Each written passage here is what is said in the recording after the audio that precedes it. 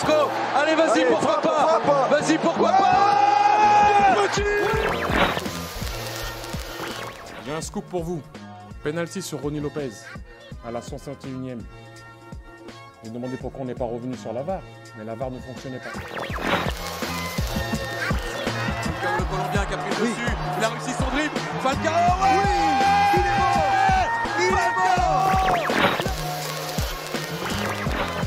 Ce soir, je vais dire tout haut ce que tout le monde pense tout bas.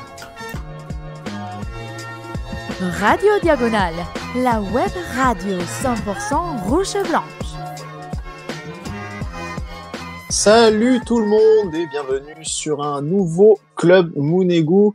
Un Club Mounegou consacré à l'actualité, si je puis dire, de l'AS Monaco. Enfin, l'actualité avec quand même un petit peu de retard, puisqu'on va faire une émission un petit peu spéciale sur Philippe Clement et Paul Mitchell. C'est vrai que c'est une émission qui peut-être manquait un petit peu encore, puisque on avait uniquement fait le Club Mounegou bilan et évidemment la démission, enfin le limogeage pardon de Philippe Clement est intervenu tout de suite après la rencontre, un jour après la dernière rencontre de Ligue 1. Donc voilà, on va faire un petit peu le bilan du passage de Philippe Clement, 1 an et demi au club, et puis aussi celui de Paul Mitchell, directeur sportif, qui va donc être remplacé dès samedi par Thiago Scuro, qui a déjà été officialisé en tant que directeur du football.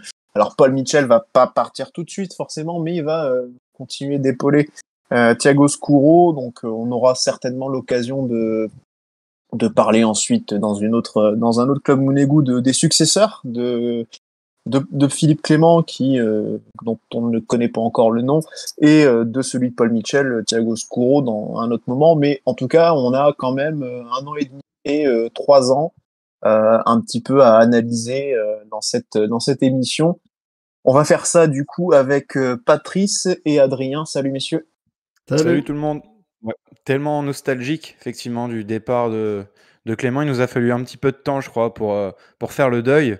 Du coup, c'est pour ça qu'on vous présente cette émission maintenant. Ouais. Est-ce que ce deuil a été plus long à faire que celui de Niko Kovac ? Non. Et par contre, il a été plus long que Jardim lors de son premier limogeage. Voilà. Ouais. Parce que le deuxième, c'était plus long. Je sais pas. Alors du coup, on va d'abord commencer par parler un petit peu de Philippe Clement. Donc on a quand même trois axes, on va dire, de discussion. La première sur les résultats qu'il a eu. On va un petit peu analyser les résultats bruts. On va ensuite un petit peu parler du jeu quand même, parce que c'est aussi forcément un aspect important et un aspect qui a fait énormément parler. On en parlait évidemment assez souvent en débrief. Et enfin sur la question de la gestion, mais question qui est un peu plus englobante, puisque forcément elle est aussi beaucoup dépendante de l'environnement, de tout ce qui gravite autour, et voilà, ça permettra aussi peut-être certainement de trouver un peu quelques circonstances atténuantes à Philippe Clement. Messieurs, si on regarde déjà ce qu'on avait rempli dans le Club Mounegou, on a été tous les trois raccords sur le fait de juger la saison de Philippe Clement décevante. Oui. On n'était pas allé plus loin. Oui. Quand on voit les capacités du coach, on ne peut pas être plus sévère que ça. Ouais, Patrice, toi aussi, mais toi tu l'avais fait l'émission. Ouais, j'avais fait l'émission. Ouais. Ah, oui, j'avais déjà dit que j'étais pas plus bas que décevant parce qu'il y a d'autres facteurs qui font que cette fin de saison est complètement catastrophique et malheureusement c'est pas le seul fautif, quoi. On peut pas tout lui mettre sur le dos non plus. Ouais, et c'est vrai que voilà, moi je l'avais aussi également mis décevante parce que alors la question du jeu, qui pour moi était une question quand même importante, était très clairement catastrophique, mais en tout cas si on regardait uniquement les résultats, jusqu'à un certain point, en tout cas en Ligue 1, il y avait quand même un minimum qui avait été assuré. par Philippe Clément tout simplement jusqu'à ce que l'équipe se désagrège et consécutivement à l'élimination en barrage de Ligue Europa. Et à partir de là, voilà, l'équipe a vraiment plongé et derrière, les résultats ont fini par complètement s'effondrer. Mais jusque-là, avec en plus une première demi-saison où il avait quand même réussi un retour en force, il y avait quand même un minimum. Il avait quand même assuré, je trouve, un minimum aussi en termes de résultats, ce qu'il fallait aussi lui en tenir gré. Adrien, justement, tu voulais aussi rappeler quelques éléments de contexte sur l'arrivée de Philippe Clément. Donc on est en janvier 2022. On est en janvier 2022. Monsieur Nadeau vient de manœuvrer l'équipe première en Coupe de France à Quevilly. Peu de temps avant, on avait du coup appris le licenciement de Niko Kovac après une victoire contre Rennes. En décembre, il y avait une fracture avec le groupe. On avait avancé ça du fait de la rigueur, enfin peut-être trop rigide aussi, trop professionnel pour ce groupe qui en dit long sur la suite, et on retrouvera en fait ce problème avec la fin de l'ère Clément également. Mais voilà, les joueurs ont décidé, en tout cas le noyau dur s'était plaint du coaching, de la gestion humaine et du travail que demandait Kovac. On était sur une vraie fracture, on avait des résultats insignifiants quand même, on n'avait plus de fond de jeu, on s'ennuyait très clairement sur la fin Kovac, il ne faut pas l'oublier. Et ces mêmes symptômes-là, en fait, on les retrouvera plus tard avec Clément également. Donc Philippe Clément débarque. Moi personnellement, on me dit ce nom-là, je ne connaissais absolument pas. Et il avait quand même un petit bilan sympa en tant que coach, puisqu'il venait quand même d'empiler 3 titres consécutifs avec 2 clubs différents du côté de la Jupiler, avec du coup Genk en 2019, puis le club Bruges 20 et 21. Alors c'est pas un nom sexy, très clairement, quand tu arrives à avoir Kovac qui sort d'une expérience un peu ratée au Bayern. Tu prends Philippe Clément qu'on ne connaît absolument pas, nous en tout cas en France, et voilà, c'est un nom moins sexy, mais ça se prête sans doute bien avec la philosophie Red Bull, puisque c'est ce qu'on met en place. Ça a l'air d'être un coach pas chiant, pas casse-couille en tout cas, et qui est assez docile, on le verra. Donc pas très caractériel, et qui va pas aller non plus au devant de polémiques et poser des problèmes à ses dirigeants. Pat, les premiers résultats de Philippe Clément, ils sont un petit peu en dents de scie jusqu'à la série finale qui lui permet de remonter sur le podium et finalement de s'acheter une suite à son aventure en fin de compte. Ouais, déjà que tout le monde n'est pas heureux, c'est un des supporters d'avoir vu Kovac qui soit licencié. Un peu plus, au mois de octobre, novembre, il y avait beaucoup de personnes qui étaient vraiment contre lui, mais le mois de décembre est quand même plutôt bon pour lui. Il se rattrape bien, et la fin de la première partie de la saison est plutôt bonne. Et du coup, c'est vrai que ça tombe un peu comme ça, le fait qu'il soit licencié. Donc le fait que Clément arrive et que derrière il enchaîne des résultats pas très bons, un vieux 0-0 à Nantes avec un Henrique numéro 10, je le rappelle, ça aide pas forcément à tout de suite apprécier le personnage. Derrière il y a aussi des victoires contre Clermont, mais on perd aussi contre Montpellier, on fait des matchs nuls contre Lorient, contre Bordeaux, donc il met quand même un bon moment à arriver à lancer la machine. Je crois que c'est quand même dans cette période-là en plus qu'on a la Coupe d'Europe qui arrive avec les matchs contre Braga, donc il y a vraiment toute cette partie-là jusqu'à qu'on arrive vraiment sur le dernier sprint final, là, les 10 dernières journées, où par contre là il va être complètement bluffant sur la fin de saison. Oui, ça n'a pas été évident pour nous supporters à quand même bien apprécier ce qu'il essayait de mettre en place. Ouais, non, c'est vrai. Après, il y a le parcours en coupe aussi qui l'aide au début. Le fait de battre Lens là-bas, c'était pas trop mal. Et ça sera notre seule victoire contre eux. Ouais, voilà, c'est ça. Et son premier gros test, on va dire la réception de Lyon, la victoire 2-0 début février. Mais après, tu l'as dit, ça coince très vite avec Bordeaux, Reims. Il y a le mois de mars sanglant. On se rappelle de ce mois, Damien. Hein. Et justement, c'est quand l'ASM est au plus mal. Enfin, il y a cette déconvenue en demi-finale de Coupe de France. Juste après ça, il y a Marseille. Qu'on gagne 1-0. On gagne 1-0. Merci Gelson. Voilà. Gelson, on dirait ça. C'est ça.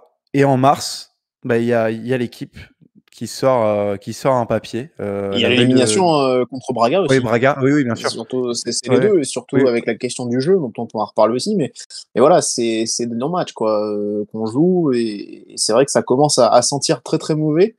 Je me souviens même qu'au moment où un petit peu avant que le papier sorte, puisqu'il sort, je crois, le matin du match contre le PSG, que Monaco va finalement gagner 3-0. Alors, le PSG était venu en claquette, mais paradoxalement, c'est aussi ce qui va relancer complètement notre sprint final. Mais c'est vrai qu'on avait vu un Philippe Clément.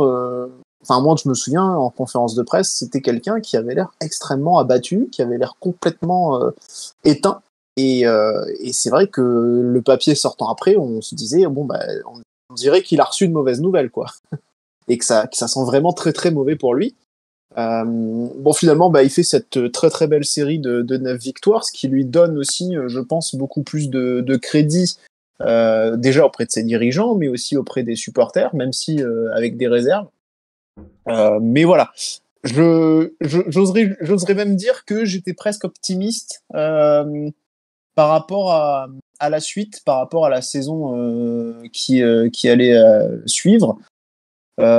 Parce que j'avais l'impression, je me suis fait un peu avoir, avec le discours aussi de Paul Mitchell, qui était vraiment, qui est toujours très, très bien fichu, brossé un peu dans le sens du poil pour te dire ce que tu as envie d'entendre.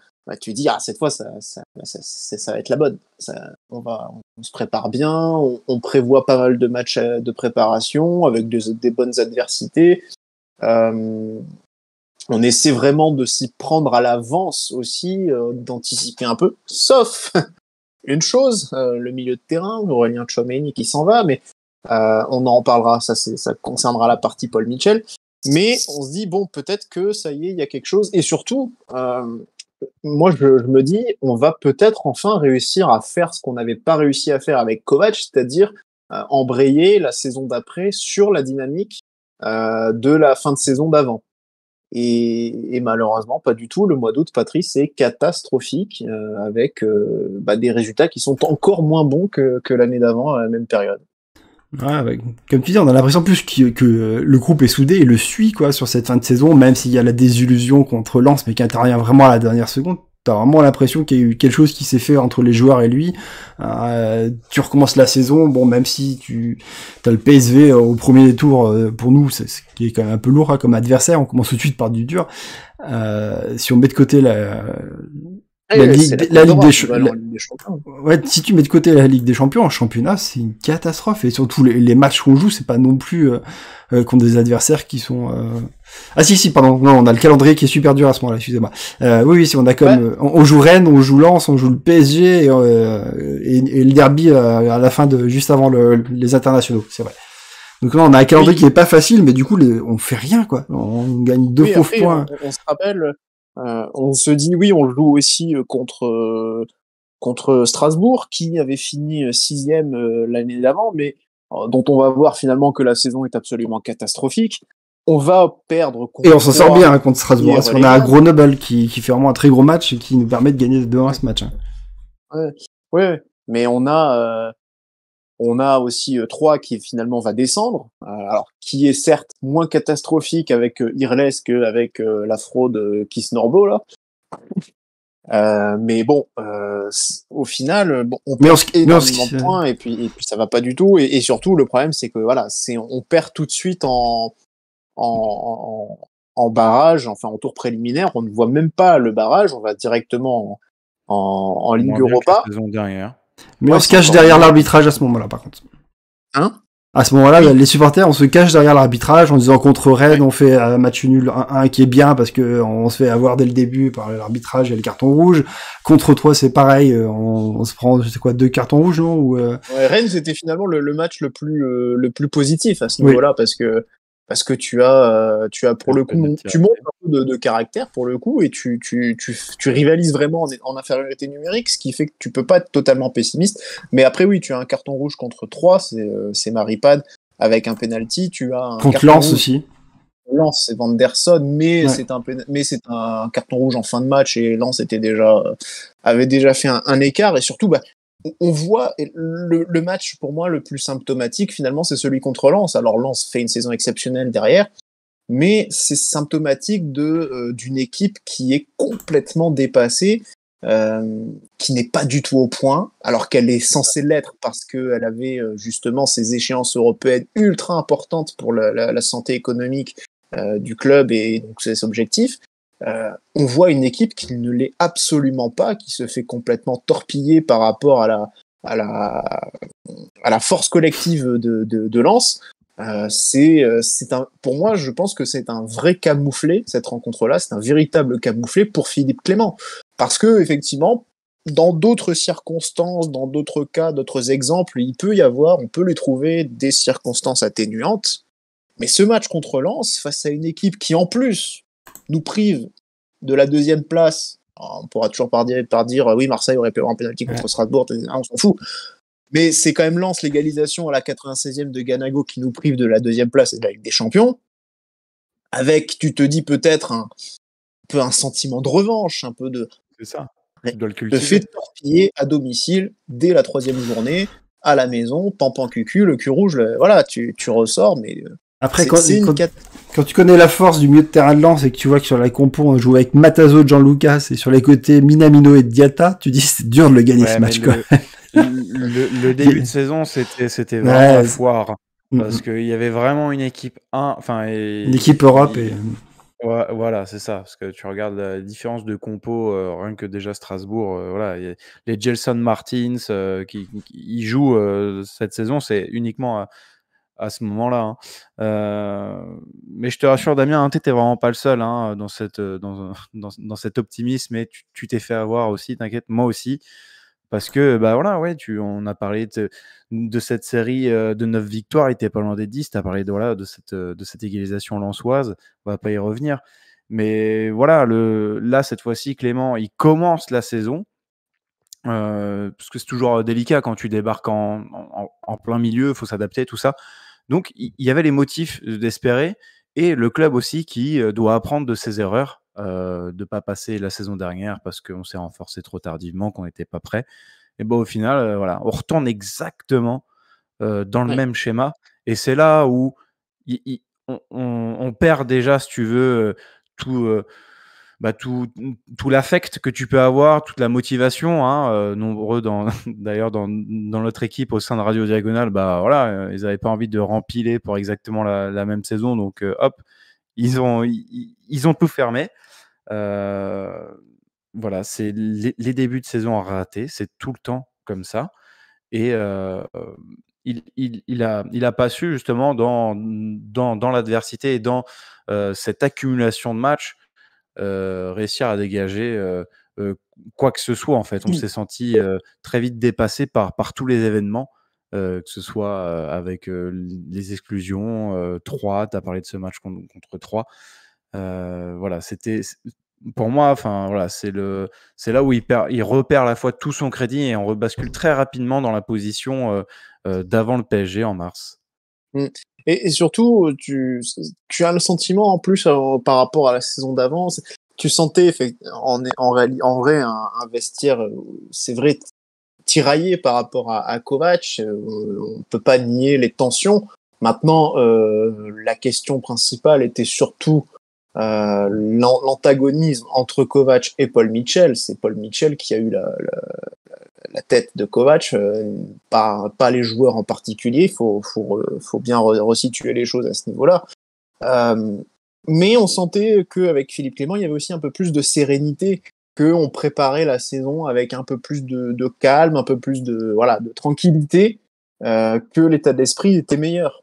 C'est ça aussi qui poussait un petit peu à l'optimisme en début de saison.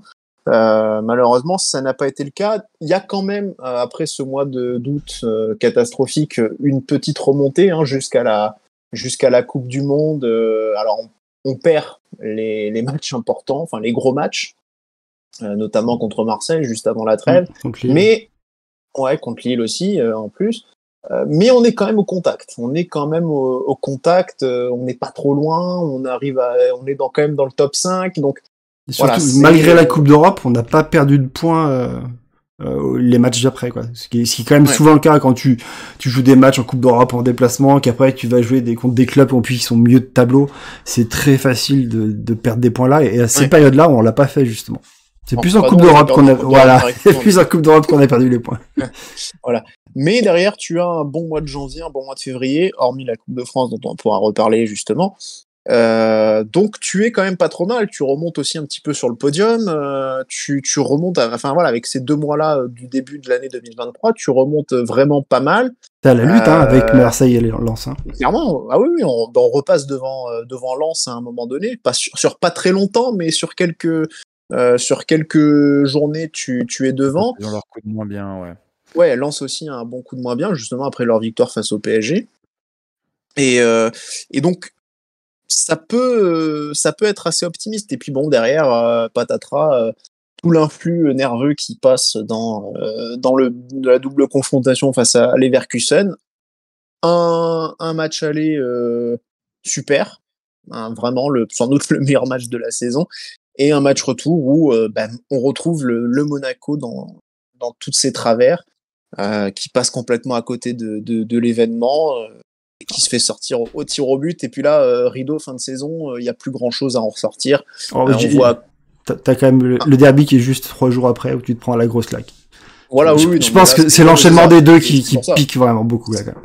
C'est rideau, quoi. C'est rideau à ce moment-là, parce que même les matchs que tu gagnes, tu les gagnes de manière extrêmement fébrile. Tu fais match nul contre 3, tu serres les fesses contre Brest. Enfin bon, il y a qu'une victoire très tranquille contre un Lorient qui passe complètement à côté de son sujet. Alors on pourrait dire que c'est Monaco qui a fait déjouer Lorient. Très honnêtement, quand on voit le match, j'ai vu le match de Lorient juste après celui de Monaco. Très clairement, c'est Lorient qui était complètement hors de propos. C'est pas Monaco qui a fait déjouer Lorient, je suis convaincu. Et bon, derrière, fin de saison absolument catastrophique. On finit 6e. Les résultats en championnat, finalement, cette saison-là, ils ne sont pas bons. Maintenant, c'est vrai, on en parlera un petit peu plus tard dans la partie sur la gestion, mais c'est pas uniquement de son fait. Je voudrais qu'on revienne un petit peu aussi sur les autres compétitions. La Ligue 1, donc une 3e place, c'est presque les objectifs. On sait qu'on aurait préféré la 2e pour la qualification directe pour la Ligue des Champions. 2e saison, en revanche, 6e place. Là, par contre, c'est pas du tout bon. Ça met Monaco hors des positions européennes. Le seul espoir éventuellement de jouer une Coupe d'Europe aujourd'hui, c'est que le TFC se fasse dégager à cause de son fonds d'investissement par l'UEFA. Mais c'est dire qu'il y a pas de mérite. Mais c'est vrai que c'est peut-être. Alors, en plus, a priori, Toulouse va réussir à certainement conserver sa place, a priori. En tout cas, le signal est plutôt positif pour eux dans ce sens. Donc, c'est une saison sans Europe qui s'annonce. Ça, c'est très, très compliqué. C'est un véritable échec.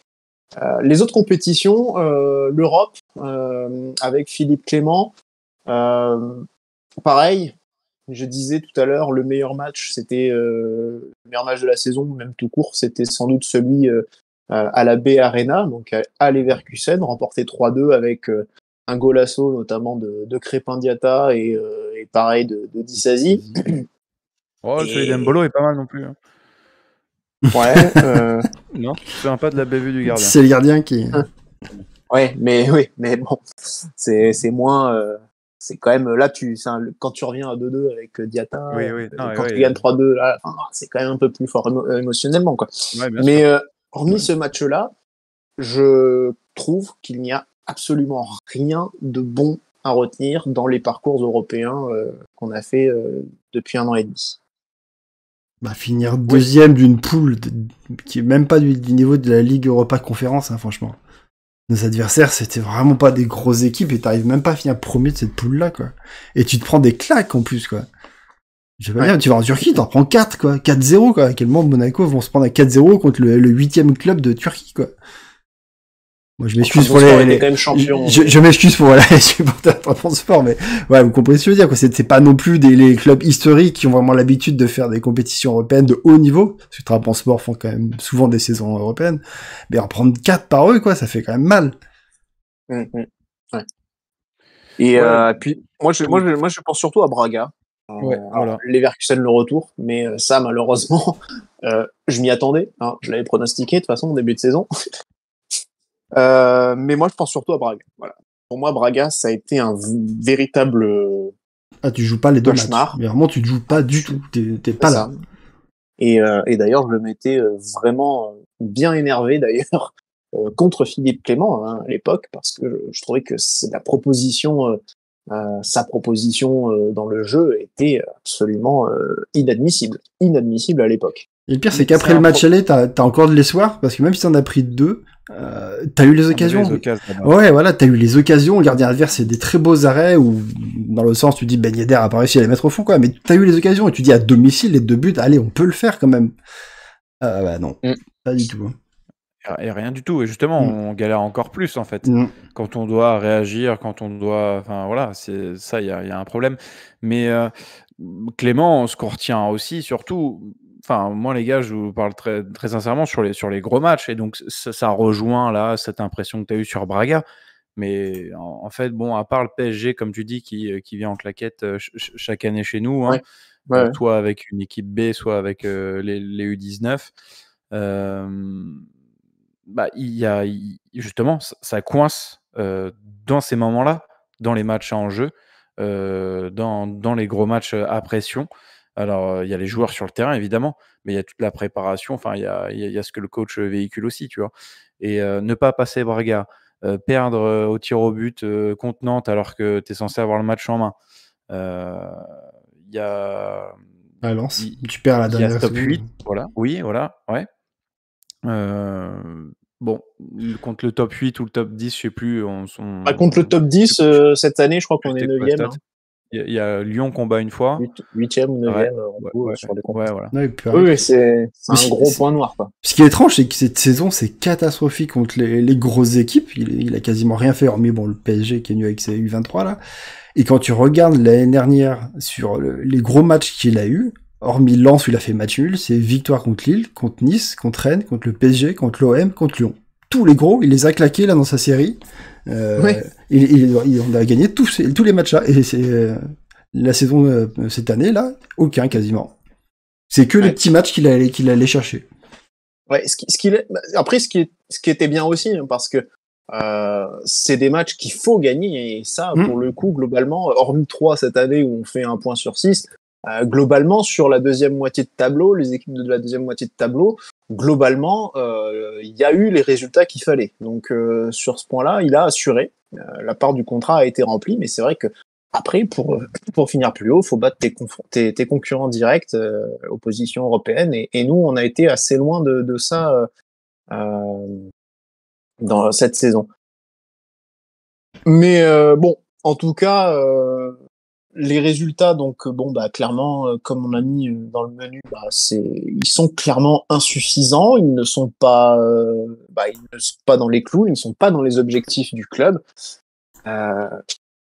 L'éviction de Philippe Clément, elle est logique. Hein. Je pense qu'à partir du moment où il a échoué à se qualifier pour une compétition européenne, à partir de là, son destin était scellé. Je suis pas certain tout non plus que même avec une 5e place, ça aurait suffi pour se sauver. Non. En fait, l'écart de niveau est tellement important avec les équipes qui sont devant, justement. Lens, Marseille, il n'y a rien à voir. Et puis, voilà, sur toute la saison, à part le match contre Ajaccio, il n'y a pas un match où on a survolé, où on a maîtrisé tranquille, peut-être Nantes à domicile aussi, mais enfin, tu vois, il n'y a aucune victoire écrasante, quoi. Que ce soit en Ligue 1 ou même... Ouais, voilà. l'Europa League, j'en parle même pas parce qu'on gagne contre Trabzonspor 3-1, mais ils ont un exclu au bout de 10 minutes. On a le triplé de Volande contre l'Étoile Rouge. On gagne 4-1 le dernier match, mais bon, c'était qui plus ou moins éliminé. Donc. Ouais, justement, l'incohérence la plus totale aurait été de continuer avec cet homme, sachant que, bon, voilà, son histoire, on l'a expliqué, elle est loin d'être rose et il s'est sauvé tout seul grâce à cette série, mais malheureusement, cette saison, on se rend compte que ça passe pas, qu'il n'y a pas le niveau en tout cas. Mais comme on l'a dit, on a décidé de juger sa saison seulement décevante, parce que vu les capacités de l'homme et vu ce qu'on lui met dans les pattes et le contexte dans lequel il doit évoluer, c'est pas simple. Donc oui, il a des circonstances pour lui, pour le défendre, pas vraiment dresser un portrait noir de Philippe Clément, dire que c'est une pipe. Oh, c'est moche. Non, c'est terrible ça, c'est pas beau. Mais oui, non, mais c'est, enfin, nous, il y a un dégoût. Oui, bien sûr. Non, oui, je l'ai dit, entraîneur docile, tout gentil. Oui, moi, je le dis, voilà, c'est un entraîneur sans couilles, qui est toujours là, tout gentil avec ses joueurs. Dans la gestion, c'est quelqu'un qui a rarement publiquement affiché ses joueurs, qui a très rarement tapé du poing sur la table. C'est arrivé quelques fois, mais c'est vrai qu'il a souvent essayé de trouver du positif pour essayer de pas les brusquer, mais enfin voilà, il avait cette approche un petit peu paternaliste avec les joueurs, ce qui n'a d'ailleurs pas forcément beaucoup mieux fonctionné qu'avec l'approche plus directe et autoritaire d'un Kovac. Évidemment, on a bien vu qu'il y a eu même des clashs, c'était même sorti, voilà, les histoires avec Diatta, d'ailleurs entre lui et Diatta, alors qu'ils se connaissent, qu'ils ont une relation particulière. Voilà, exactement. Diatta avec Aguilar, enfin voilà, il y a eu pas mal de problèmes, surtout sur la fin de saison. Synonyme de cette cassure vraiment qu'il y a collective au niveau des joueurs. C'était quand même un peu latent depuis pas mal de mois, quand même. Je tiens à le préciser, c'est-à-dire que déjà avant la fin de l'année 2022, donc plutôt autour de Coupe du Monde, un peu avant la Coupe du Monde, il y avait déjà eu des échos comme quoi il y avait quand même un peu de friture sur la ligne entre le groupe et l'encadrement, quoi. Le staff. Donc voilà, c'était déjà le début de saison, mine de rien, avait déjà laissé des traces aussi. Ouais. Et tu dis cette approche paternaliste, moi je disais donc sans couilles, mais c'est vrai, en fait, il n'a pas su cadrer et emmener son groupe. Il l'a perdu. C'est ce qu'a dit Paul Mitchell aussi, hein, dans son bilan. Dans son bilan, dans sa dernière interview là qu'il avait donnée au mois de mai, bien sûr. Il dit voilà, on attend de l'entraîneur qui soit un guide. Et clairement, oui, là, il y a eu des manques.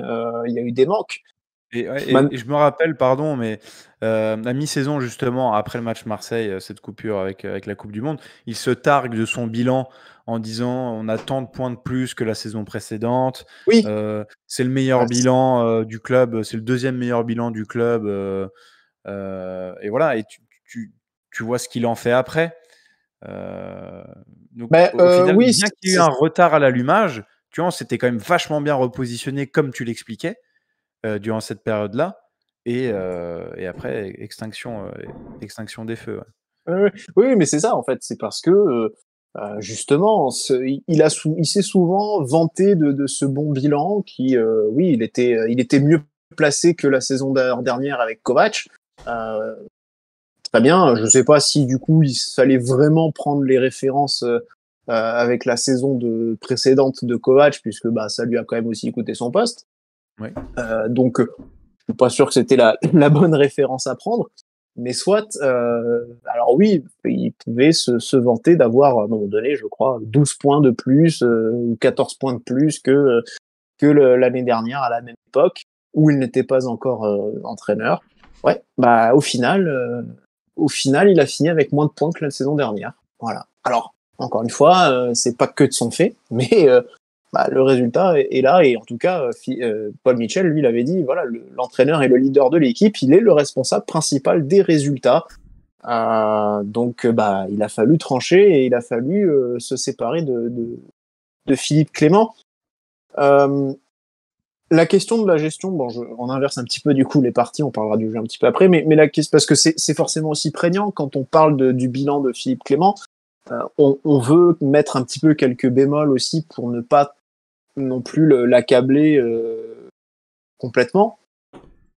Et c'est le cas, c'est-à-dire que quand on voit les manques de cette équipe, on peut se dire que elle n'a pas beaucoup progressé, notamment sur la question psychologique, la question du mental. Pourtant, il y a quand même, il y a quand même un arsenal. Toute une armée mexicaine derrière. Hein. La cellule de performance, si vous regardez sur le site, c'est quand même quasiment 30 bonhommes, quoi. C'est monstrueux. Mais c'est jamais été aussi bien encadré que cette saison, en fait. Mais c'est absolument monstrueux, surtout qu'il y a eu en plus l'arrivée de 2 psychologues, docteurs en psychologie ou psychiatrie du sport. Donc il y a quand même énormément de ressources qui sont psychologie qui sont mobilisées avec la fameuse cellule de performance que dirige James Bunce. Et je trouve que sur plusieurs aspects, que ce soit sur l'aspect mental mais aussi sur l'aspect physique, Monaco a été en dessous cette saison. Et j'ai envie de dire, alors l'aspect mental, c'est un problème qu'on a déjà constaté, qu'on a vu avec tous les scénarios de match où on a fini par se faire remonter, où on a fini par faire caca culotte, comme dirait Jérôme Bretel.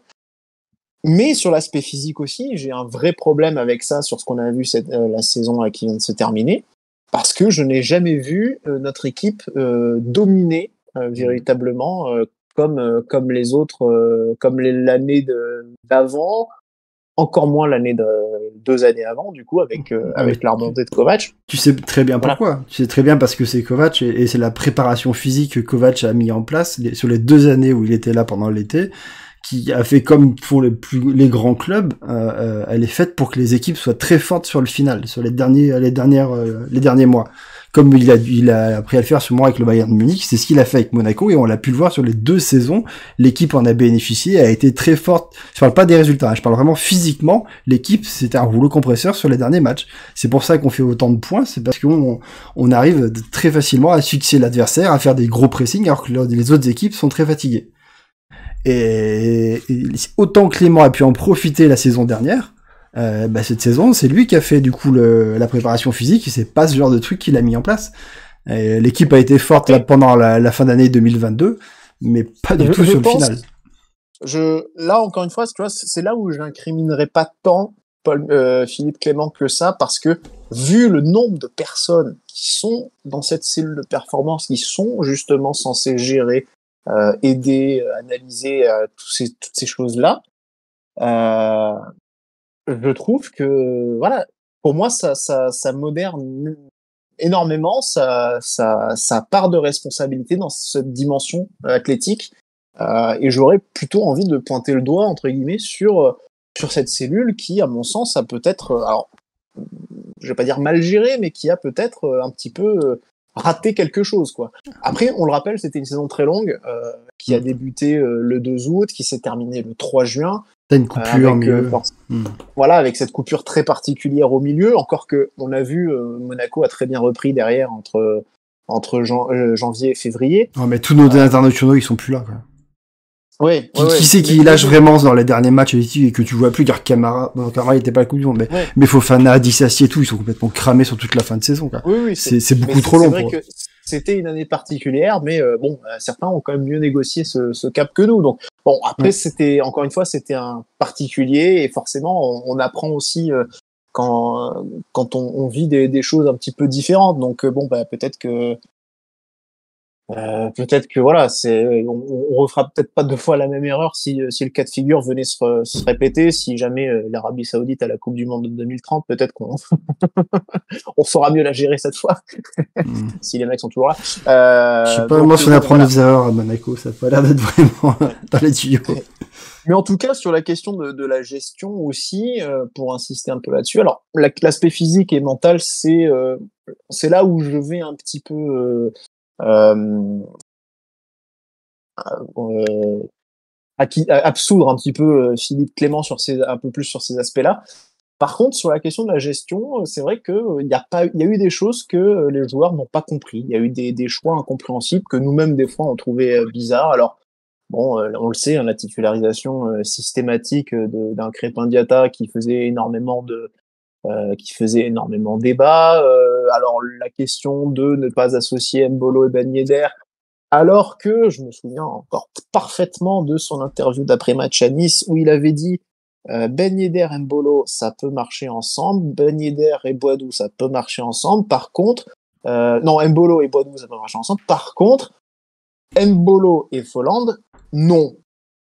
Bon, il les a associés qu'une seule fois ensemble, ceci dit, dans un 11 de départ, mais voilà, on sent qu'il y a eu pas mal de revirements aussi. Alors surtout dans l'association Ben Yedder et Mbolo principalement, mais voilà, il y a aussi beaucoup de choses dans la gestion que les joueurs n'ont pas toujours bien compris, très clairement, et ce qui a aussi continué de cristalliser un petit peu les tensions.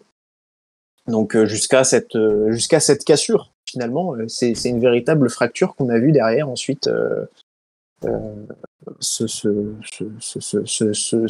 va apparaître au grand jour, quoi. Ouais, le problème dans ces cas-là, c'est bon, bah, si tu lâches le coach, ok. Après, si t'as des mecs sur le terrain qui sont des guerriers, qui ont la hargne et qui ont envie de se battre pour le club et voilà. Après, c'est peut-être des valeurs qui sont un petit peu galvaudées maintenant, mais voilà, il y a toujours le professionnalisme aussi des joueurs. Là, ça n'a pas été le cas. Tu as dit, c'est une fracture totale. Pour parler de cette gestion des joueurs et des cas, ouais, t'as quasi tout dit avec Diatta qui est surtitulaire, des mecs qui disparaissent totalement. Ah oui, il y a un mec comme Akliouche. Akliouche qui ressort à la fin, il y a une histoire du contrat. Oui. Voilà, il y a ça qui est mais il y a un Minamino qui, alors certes, il n'a pas été bon du tout de la saison, mais comment, à un moment donné, si on lui donne pas un minimum de continuité, ce type-là peut aussi progresser, à mieux jouer avec les autres. Alors, l'intégration a été très, très difficile. Même Paul Mitchell l'a reconnu. C'est quand même pour dire que l'intégration était vraiment pas bonne pour lui. Mais le problème, c'est que voilà, comment ce type-là peut performer en étant juste aligné sur un match alors qu'il n'a pas joué depuis 1 mois et demi. Mais pourquoi tu le mets titulaire surtout? Tu vois bien C'est- qu'il a du mal et tout, qu'il a besoin de temps, mais tu ne le mets pas titulaire. Fais-le faire des bouts de match pour que petit à petit il prenne le rythme et qu'il trouve les automatismes avec ses collègues. Mais mets-le pas titulaire d'entrée de match pour le sortir à la mi-temps surtout parce qu'il a pas été bon. Mentalement, ça le tue le joueur complètement. Ouais, en fait, c'est vrai, tu viens de dire un truc. Combien de fois Clément a sorti un mec à la mi-temps? Mais c'est arrivé au moins sur plus de la moitié des matchs cette saison. C'est dire si déjà en fait tu fais fausse route dans ta compo.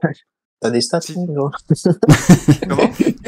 Avant de balancer le chiffre comme ça, Non, Non, pas la moitié des matchs, non, mais il y en a eu c'est pas mal. arrivé plein de fois, sérieusement. c'est arrivé pas mal de fois, c'est vrai quand même.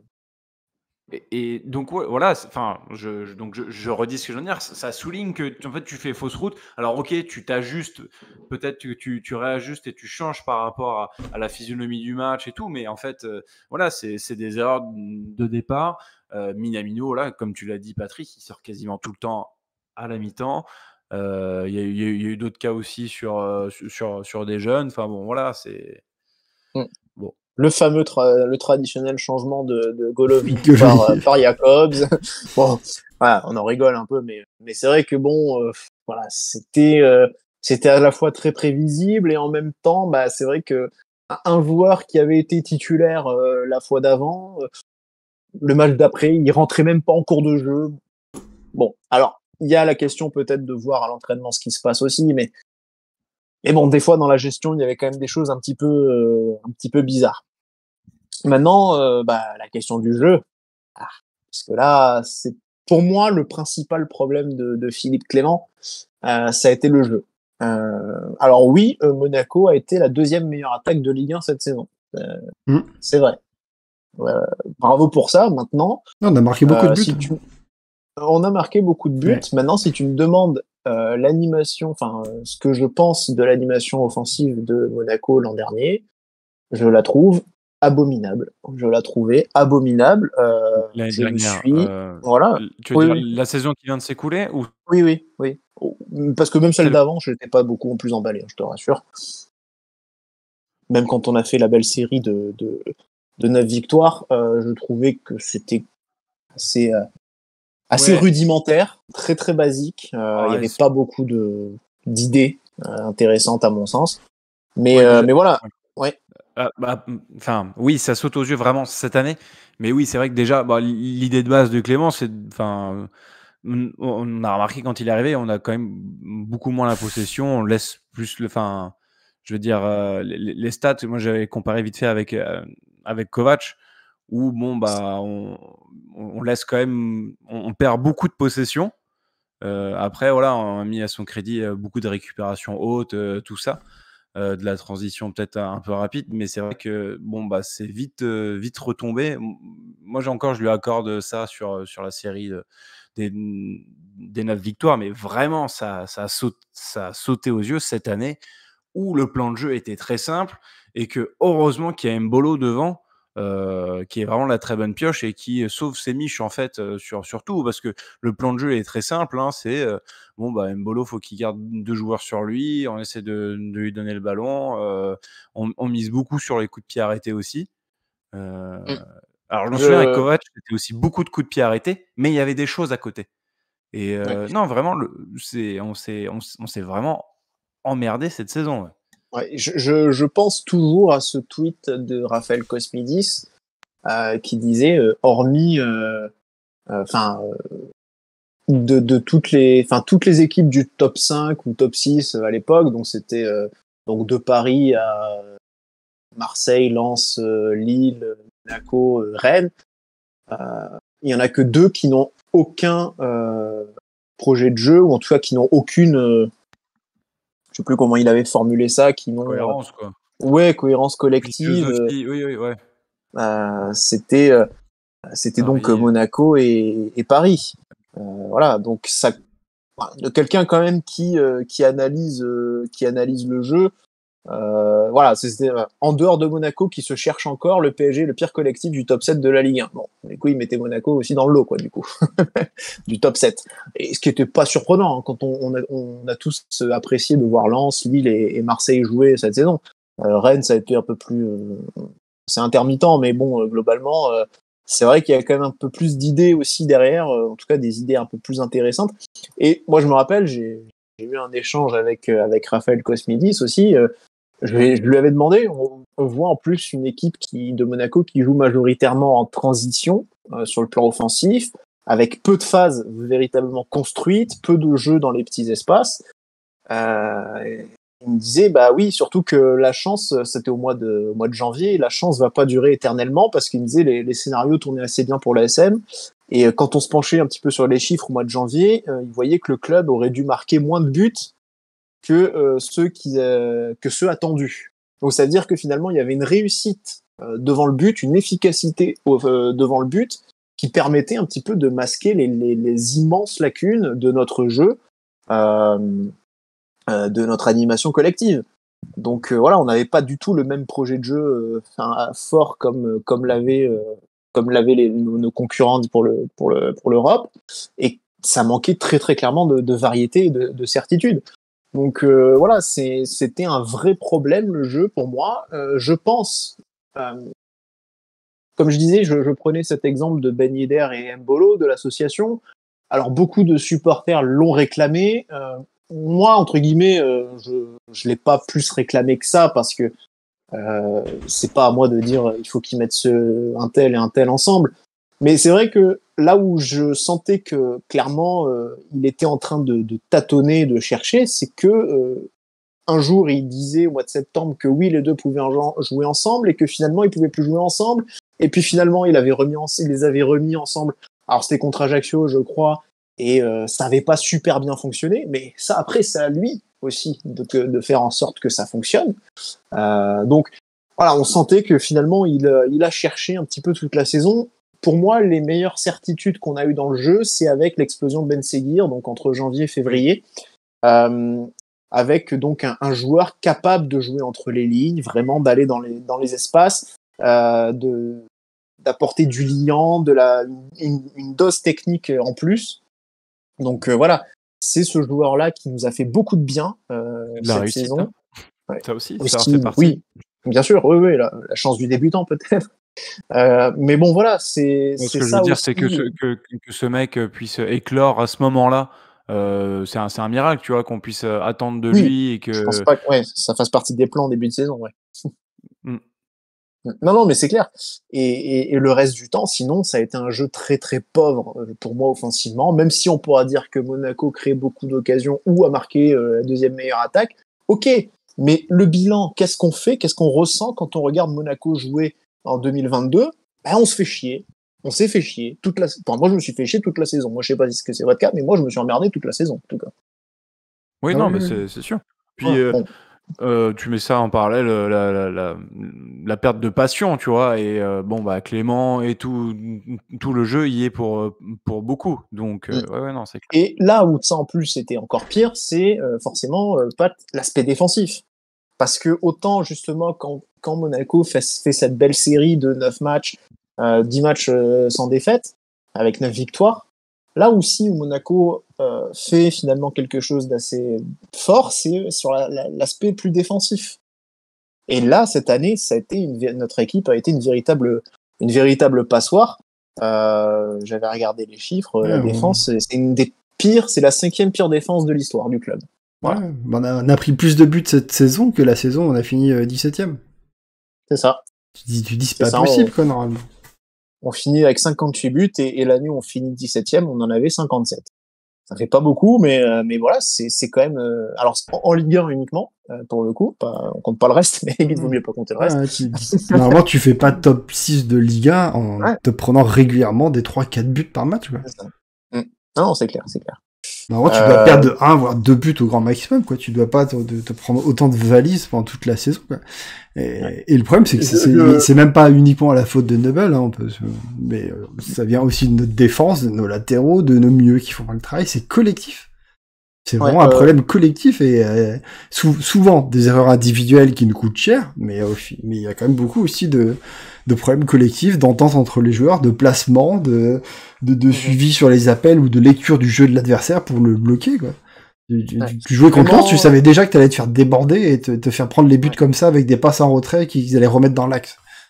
Moi, ce qui m'a surtout frappé cette année et qui m'a aussi passablement agacé, c'était de voir que les actions dangereuses qui nous avaient coûté un but à l'aller contre Eindhoven, c'était les mêmes actions qui nous ont coûté des buts au match retour. Signe qu'en fait, au niveau des réglages défensifs, on a rien réglé de la saison. On n'a absolument rien réglé.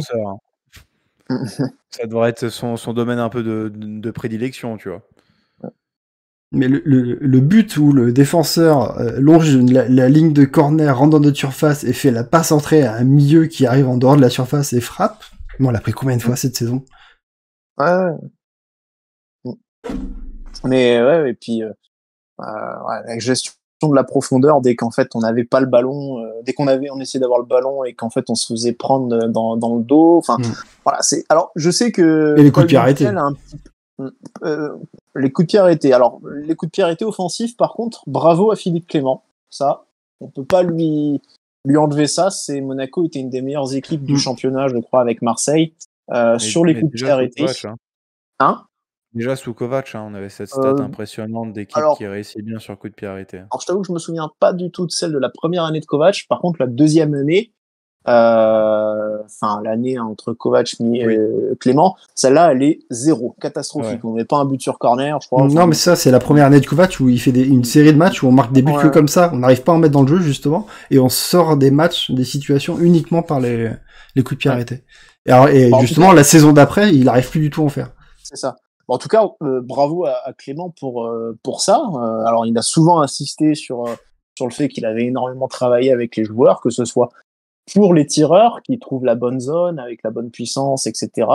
que les joueurs dans le domaine aérien qui voilà, il avait dit il y a des joueurs, ils ont des capacités, enfin ils sont grands, enfin c'est des Golgoth et ils sont pas foutus de de s'imposer et de prendre un ballon de la tête. Enfin voilà, il a vraiment énormément insisté sur ça. Donc ça, pour le coup, sur ce travail-là, ça a été assez remarquable. Donc bravo à lui. Maintenant, voilà, ça suffit pas parce que encore une fois, marquer des buts sur des transitions qui durent 5 secondes et des coups de pied arrêtés, un match ça dure 90 minutes, donc ça laisse le temps de s'emmerder derrière.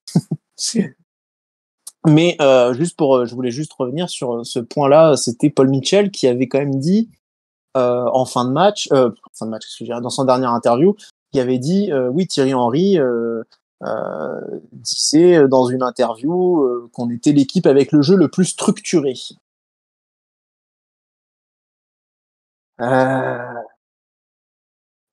Ouais, peut-être. Oui, je pense que. Enfin, Henry parlait de la période janvier-février. Oui, certainement. Oui, Monaco, en janvier-février, a peut-être été la meilleure équipe de Ligue 1. La plus cohérente, la plus structurée. Oui, c'est possible. Le problème, c'est qu'elle ne l'a pas été entre août et décembre, enfin novembre.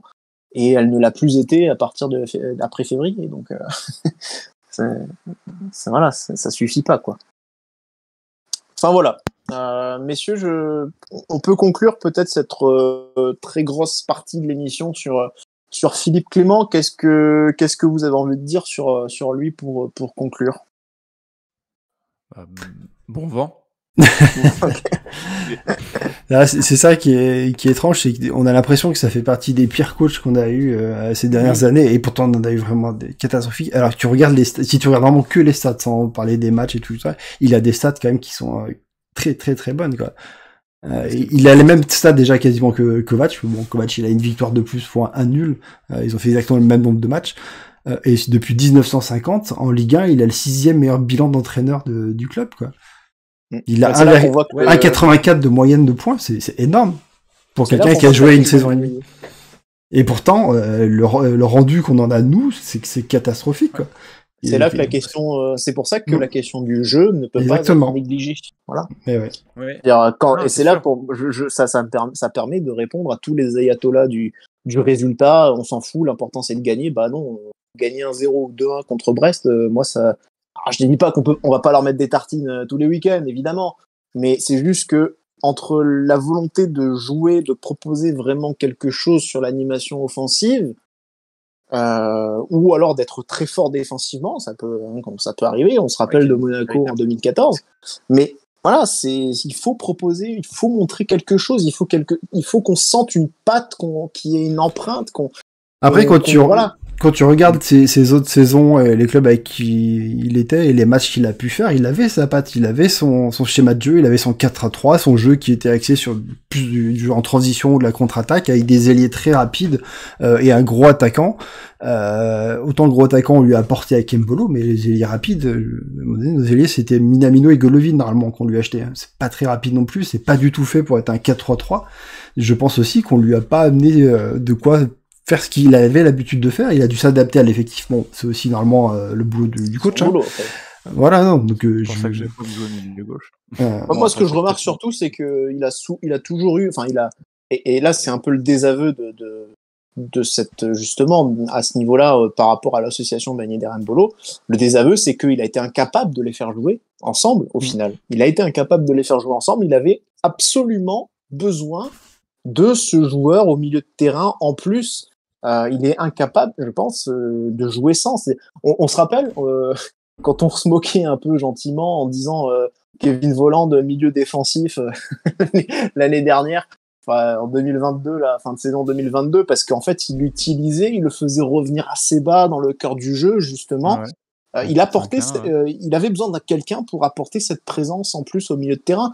À la fin de saison, il a beaucoup. Alors quand ça allait mieux, justement, c'était avec le 4-2-3-1, donc avec un milieu de terrain, un Ben Seguir justement capable d'aller aussi, pareil, faire beaucoup d'efforts pour défendre, revenir dans le cœur du jeu, etc.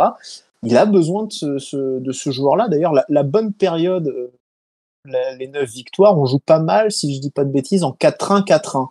Avec un Tchouaméni en sentinelle, mais on a quand même 5 milieux de terrain.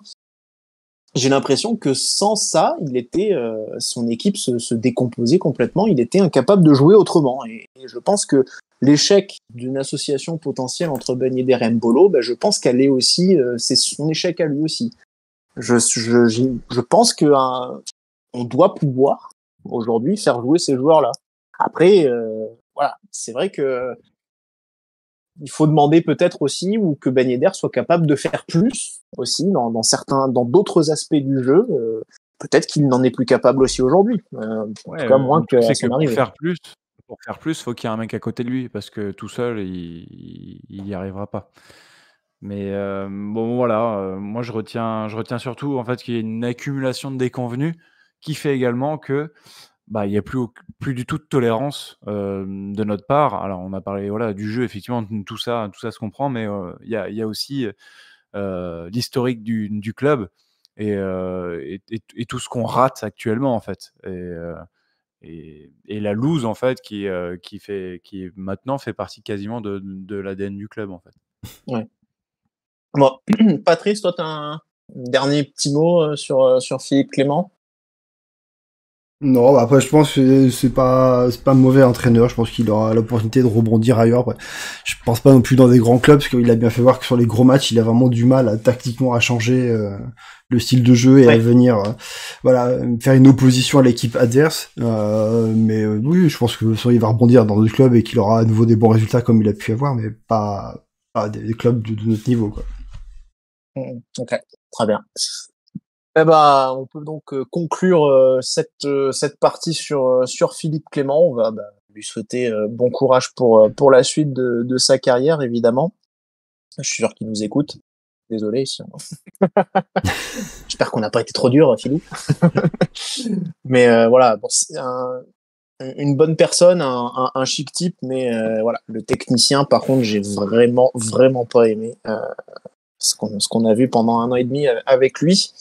On espère donc que la suite sera plus intéressante, plus jolie, plus emballante. On attend la suite. On attend la suite.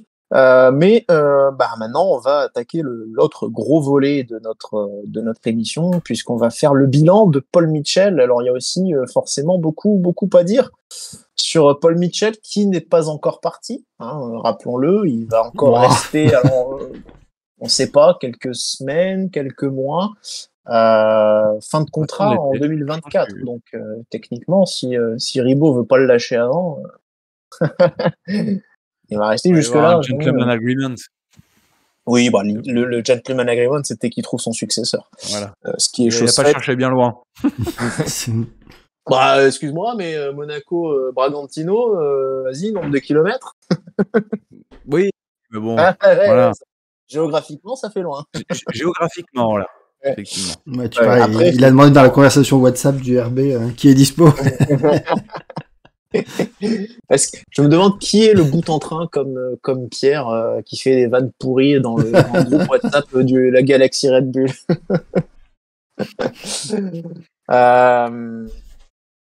D'un côté, effectivement, quand Adrien dit il n'est pas allé chercher très loin, c'est vrai que ça me fait penser à sa réponse dans Nice Matin quand il annonçait qu'il allait partir. Il dit je suis dans le milieu depuis longtemps, j'ai croisé la route de gens très compétents. Donc, c'est vrai que c'est que Thiago Scuro il a croisé sa route un moment puisqu'ils ont même travaillé ensemble puisque il était donc directeur exécutif technique de Bragantino et Mitchell était en charge de toute la supervision des clubs Red Bull. Donc Paul Mitchell, du coup, 3 saisons, il est arrivé en 2020, donc il repart là en 2023, grosso modo. En tout cas, il laisse la main pour tous les principaux dossiers du club. Ah bah oui, il n'y en a pas beaucoup qui ont été traités depuis. Il n'y en a pas beaucoup qui ont été traités depuis. Ouais, une situation de gel. Ouais. Il y a quand même des contrats, des jeunes contrats qui sont signés. Après on dit ça, mais je reste persuadé que le coach est déjà trouvé qui sera annoncé en même temps que ce coup. J'ai envie de dire quelle chute. Ouais. Quelle chute quand même, parce que je crois qu'il y avait quand même une certaine unanimité autour de Paul Mitchell à son arrivée à Monaco. quelqu'un, c'est clair. Et je pense, alors bon, le prisme des réseaux sociaux ou autres, je pense pas qu'il soit non plus trop déformant à ce niveau-là, mais si on demande à une majorité de supporters ce qu'ils pensent de Paul Mitchell aujourd'hui, j'ai l'impression que les termes ne sont pas du tout élogieux aujourd'hui. Non. Non, et on prend vraiment quelqu'un, pour le coup, qui a un CV très, très consistant, très alléchant. Voilà, on va pas refaire son historique. Hein. Enfin bon, Southampton, Tottenham, puis donc la Galaxy Red Bull. On prend ça où justement, nous, on a du mal ces derniers temps. Depuis Cordon, quoi. On a enchaîné avec Emelano, puis je me rappelle plus du coup qui est entre Emelano et Mitchell. Mais justement, c'est un problème. Et on en parlait, nous, dans les Spaces. Mais la première mission de Mitchell, quand il arrive, c'est d'assainir un petit peu la situation du club, puisque on est la risée de tous les médias lorsqu'il faut annoncer qu'il y a 70 joueurs sous contrat, il y a tout un contingent de joueurs dont il faut se débarrasser. Alors, vendre, c'est pas non plus la chose la plus facile à faire, surtout dans un club où tu as autant de joueurs, et quand tu sors de saisons compliquées comme celle qu'on a traversée. Et donc Mitchell arrive et il a donc Petrov au-dessus, qui lui avait déjà amorcé le mouvement de fermer un peu les robinets avec les agents, notamment Mendes. Et du coup, Mitchell arrive avec déjà une équipe en place, et donc Robert Moreno. Et tout de suite, prise de décision, je crois une semaine après, D'ailleurs, après son arrivée au club, c'est le licenciement du coup de Moreno. Et d'ailleurs, à ceux qui s'inquiètent d'aujourd'hui parce qu'on n'est pas, parce qu'on est peut-être en retard entre guillemets, sachant qu'on n'a toujours pas d'entraîneur et que le directeur du football arrive seulement samedi, demain. Mitchell arrive au mois de juin et Kovac débarque. Enfin, quand Moreno est viré, on est le 18 juillet, 19 juillet, je crois, dans ces eaux-là. Moi, je voyais même un peu plus tôt, mais oui, enfin, en gros, c'est. Et derrière, on fait une belle saison. Oui. Donc bon, j'ai envie de dire finalement, on est si en retard que ça. L'importance que le directeur, on le sait, maintenant la place qu'occupe le directeur sportif dans le foot moderne, d'où l'importance que le directeur sportif puisse choisir l'homme avec lequel quand même il va travailler. Ouais. Donc forcément c'est lié. Forcément il se passe pas grand chose actuellement parce que les hommes ne sont pas là. Notre situation elle est quand même assez exceptionnelle, assez atypique. Hein. J'en connais peu des directeurs sportifs où il y a une passation de pouvoir qui se fait main dans la main, en étroite collaboration, et vas-y que je reste. J'ai envie de dire, j'en connais peu aussi des cas où c'est le directeur sportif qui s'en va, qui choisit lui-même son successeur. Oui, voilà, exactement. T'as planté le décor. On se souvient aussi qu'au mois de janvier, quand Lawrence Stewart, qui était notre directeur technique, qui était en fait qui était un peu le directeur du recrutement d'une manière générale, il s'en va.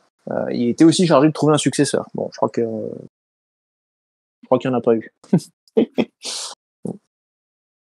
Mais bon, on sent que voilà, on laisse aussi beaucoup faire. Mais pour recadrer un petit peu, premier élément, un petit peu, Pat, est-ce que Paul Mitchell a atteint les objectifs?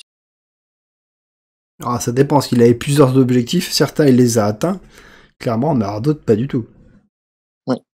Parce que si on parle de la gestion de l'effectif, des contrats, divers contrats, et là où le club était parti, tout ça, il a su, on va pas dire parfaitement non plus, mais il a su très bien le gérer pour vraiment arrêter le nombre de joueurs qu'on avait sous contrat et qui servaient à rien, qu'on avait du mal à prêter. On se faisait une vingtaine de prêts par saison et que on n'avait même pas besoin de suivre vraiment leurs résultats, parce qu'on savait très bien que de toute façon ça mènera à rien.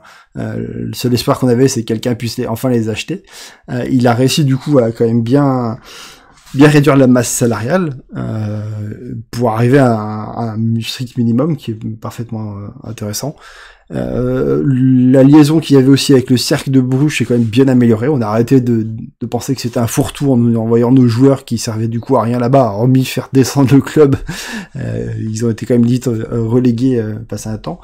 Donc sur ces deux points-là, ça a quand même été très très bon. Après, si on parle du côté recrutement, j'ai quand même beaucoup de choses à redire sur les recrues qu'il a pu choisir. Il y a eu quelques-unes de bonnes, mais quand même beaucoup de mauvais choix. Et surtout, c'est les ventes. On est sur des montants sur mes côtés de Chouameni qui sont quand même pas terribles comparé à ce que pouvait nous faire par exemple Vadim. Et bien sûr, au niveau des résultats du club, forcément, vu que l'objectif était quand même d'être européen. C'est le moment où je vais être du coup un petit peu obligé aussi d'apporter un peu de contradiction, mais sur le dernier point, on peut dire, comme tu dis, voilà, Chouameni, il a été très bien vendu. Oh bah largement. Même à l'heure d'aujourd'hui, une saison après, il vaut toujours pas la valeur qu'il a été vendu. Hein. Bah, quand même. Hein. Non, oh bah, pour moi, il est toujours pas à ce niveau-là. Il vaut toujours pas aux 80 millions si on enlève les bonus, quoi. C'est un excellent joueur, très très bon, mais il a pas fait une saison où il s'impose complètement au Real Madrid et qui prouve qu'il vaut une valeur aussi élevée. Du coup, il est très bien vendu, donc. Oui, c'est ce que je dis. Si on met de côté Chouameni, parce que pour moi, Chouameni est extrêmement bien vendu. Mais voilà, c'est ça. Ah oui, bien sûr. Mais là où c'est plus compliqué. Non, il est très très bien vendu. Là où c'est plus compliqué, c'est de vendre des mecs qui, comme tu disais, quand il arrive, il récupère une situation assez catastrophique avec deux mauvaises saisons, une où on passe pas loin de la correction. C'est quand même plutôt très compliqué de vendre ces joueurs-là. Alors quand je parle des prix qui sont pas très élevés, je parle pas parce qu'il a vendu Light Foster à 1,2 million ou parce qu'il a vendu Pellegrini pour 4 cacahuètes. Oui, non, mais je veux dire, par exemple, je parle plutôt des transferts de joueurs comme Milo qui nous vend pour moins de 2 millions. Pareil pour Isidore qui part à 3 millions, c'est pas des montants très hauts. Pavlovic à 7 millions quand tu vois la saison qu'ils font. À quel moment tu te dis que Isidore peut valoir plus alors qu'il a absolument rien montré? Enfin, je veux dire, tu vois, il y a quand même aussi... Quand Isidore part, une bonne partie des supporters râlent parce qu'on fait partir un joueur qui a énormément de potentiel, qui même, sur le peu de matchs il a joué au club, a apporté quelque chose et qu'on sentait qu'il pouvait faire quelque chose. Genre, il avait même pas eu besoin d'avoir fait sa saison en Russie pour qu'on ait déjà envie de le garder et pas de le vendre. Ouais, non, mais... Là, et surtout pour une somme si ridicule, quoi. Lorenzo a installé un duplex dans ta tête, là. un petit billet, c'est tout, quoi. Bon, d'accord, ok, un suplex. Isidore, je veux bien, mais enfin, le potentiel, à part sur un match où il fait une bonne entrée, je crois, contre le Shakhtar, il n'y a rien de fantastique avec Isidore, hein. Donc, bon, je veux dire, on parle de mecs qui n'ont absolument rien montré, on parle de mecs qui n'ont pas... en plus on sort de mauvaises saisons, voilà. Donc je veux dire, là où Vadim Vassiliev peut faire la différence, c'est parce qu'en plus tu as la Ligue des Champions qui valorise le produit. Là t'avais l'Europa League, ouais, en effet. Ouais, alors l'Europa League déjà c'est moins. Bon, en plus l'Europa League on fait pas non plus un super beau parcours extraordinaire, donc. Mais voilà, c'est pas la Ligue des Champions. Là, la Ligue des Champions, bah forcément, oui, ça te permet de vendre Kondogbia parfaitement bien, ça te permet de vendre Bakayoko 40 millions, oui, forcément, mais c'est la Ligue des Champions et tu fais une saison exceptionnelle en plus. Non, mais là, tu fais des saisons. Si tu veux de l'exposition, on parle de Badiachil. 38 millions pour Badiachil en milieu de saison, tu le vends et t'arrives même pas à te le faire prêter. Alors, c'est vrai. Pourquoi tu te fais pas prêter Badiachil? Je comprends pas comment Lyon arrive à se faire prêter Gusto. Et nous, on n'arrive pas à se faire prêter Badiachil alors que ils en ont pas besoin de Chelsea, ils l'utilisent pas de toute façon. Alors, ils l'ont utilisé quand même. Après, ouais, tu parles. Les 3 matchs parce qu'ils avaient des blessés et tout de suite on a su qu'ils l'inscrivaient même pas sur les listes de la Coupe d'Europe. Donc très bien, on savait très bien qu'ils en avaient pas besoin, quoi. Dès que les joueurs sont revenus de blessure, après la gestion de Badiachil, bon, effectivement, on peut en reparler, mais c'est vrai que on parle quand même d'un joueur qui est arrivé sous contrat dans un an, donc c'était quand même très proche. C'est ça qui joue contre lui. Là, je suis d'accord que le montant, Voilà. les années de contrat jouaient pas pour lui. Il restait 1 an et demi de contrat.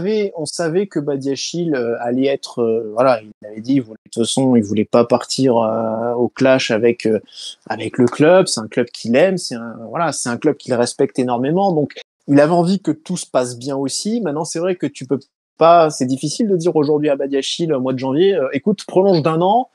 Pour qu'on te vende mieux. Sauf que si tu pars pas alors qu'il voulait partir l'été, tu vois, voilà, donc tu le mettais aussi lui un peu dans entre guillemets dans la merde, alors que bon, il avait été dans l'attitude irréprochable, et en même temps, voilà, toi tu pouvais potentiellement rater un truc.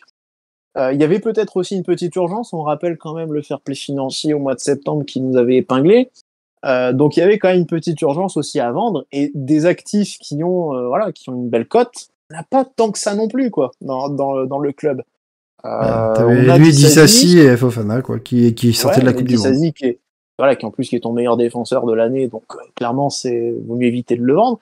Et tu as Vanderson qui vaut un peu, oui, c'est vrai. Tu as Fofana qui pourra te rapporter un petit peu aussi, mais t'en as pas tant que ça non plus. Donc c'est vrai que c'était pas simple. Maintenant, là où par contre on pourra reparler peut-être plus tard, c'est du non-remplacement de Badiachil qui pose aussi peut-être un problème à un moment donné. Mais pour les objectifs en tout cas, là où je pense que Mitchell a surtout échoué, forcément, c'est dans l'absence de retour à la Ligue des Champions. Ça, c'est un point noir. Voilà. Par deux fois l'équipe donc a échoué, avec les tours préliminaires de prendre le barrage, par exemple. Ouais. Maintenant, ce que j'ai envie de noter d'un peu positif avec Mitchell, c'est qu'il a remis le club plus haut. On peut pas le nier. Après 2 saisons très mauvaises, tu finis 2 fois sur le podium en étant à chaque fois pas grand chose de finir deuxième. Donc voilà. Après là, bon, cette dernière saison, c'est peut-être un petit peu à part, et c'est le symbole de toute cette dégringolade qui a impacté toutes les composantes du club. Mais jusqu'à présent, les 2 premières saisons, il y avait quand même des résultats, en tout cas sur le plan du championnat domestique, qui montraient que voilà, il y a une déception. Enfin, il y a une finale, il y a demi-finale. Donc c'est vrai qu'il y a quand même, même s'il y a des déceptions, il y a quand même, on sent aussi du mieux, et on se dit finalement, un renouveau. La patte Mitchell, elle est quand même aussi, elle apporte quand même du positif.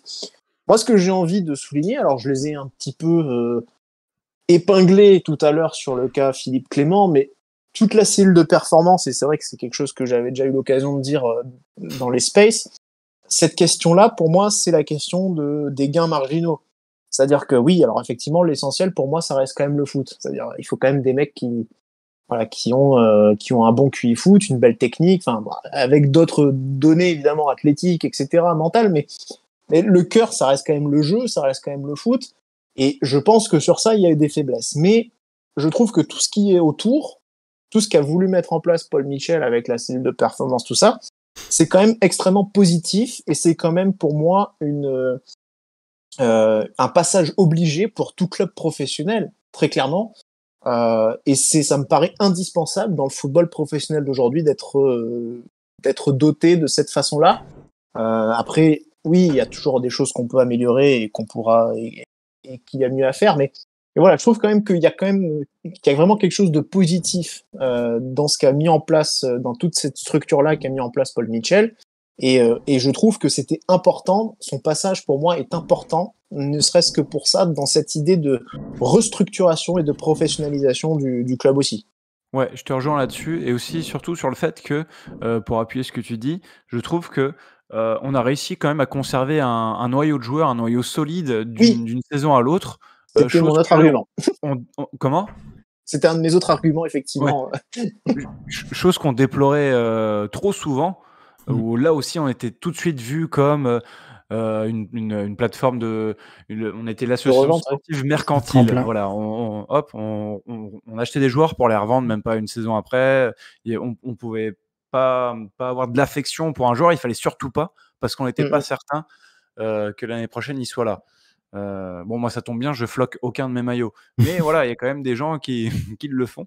Ouais. Mais voilà, avec Mitchell, il y a moins eu. Voilà, on s'est débarrassé des boulets, des poids lourds ou des joueurs souhaitant partir ou une fin de contrat proche. Mais on a su garder des éléments forts. Bon, Tchouaméni, on ne pouvait pas le garder, c'était sûr. Oui. Mais voilà, on a su. On a pour gardé une l'ossature, fois, bien sûr.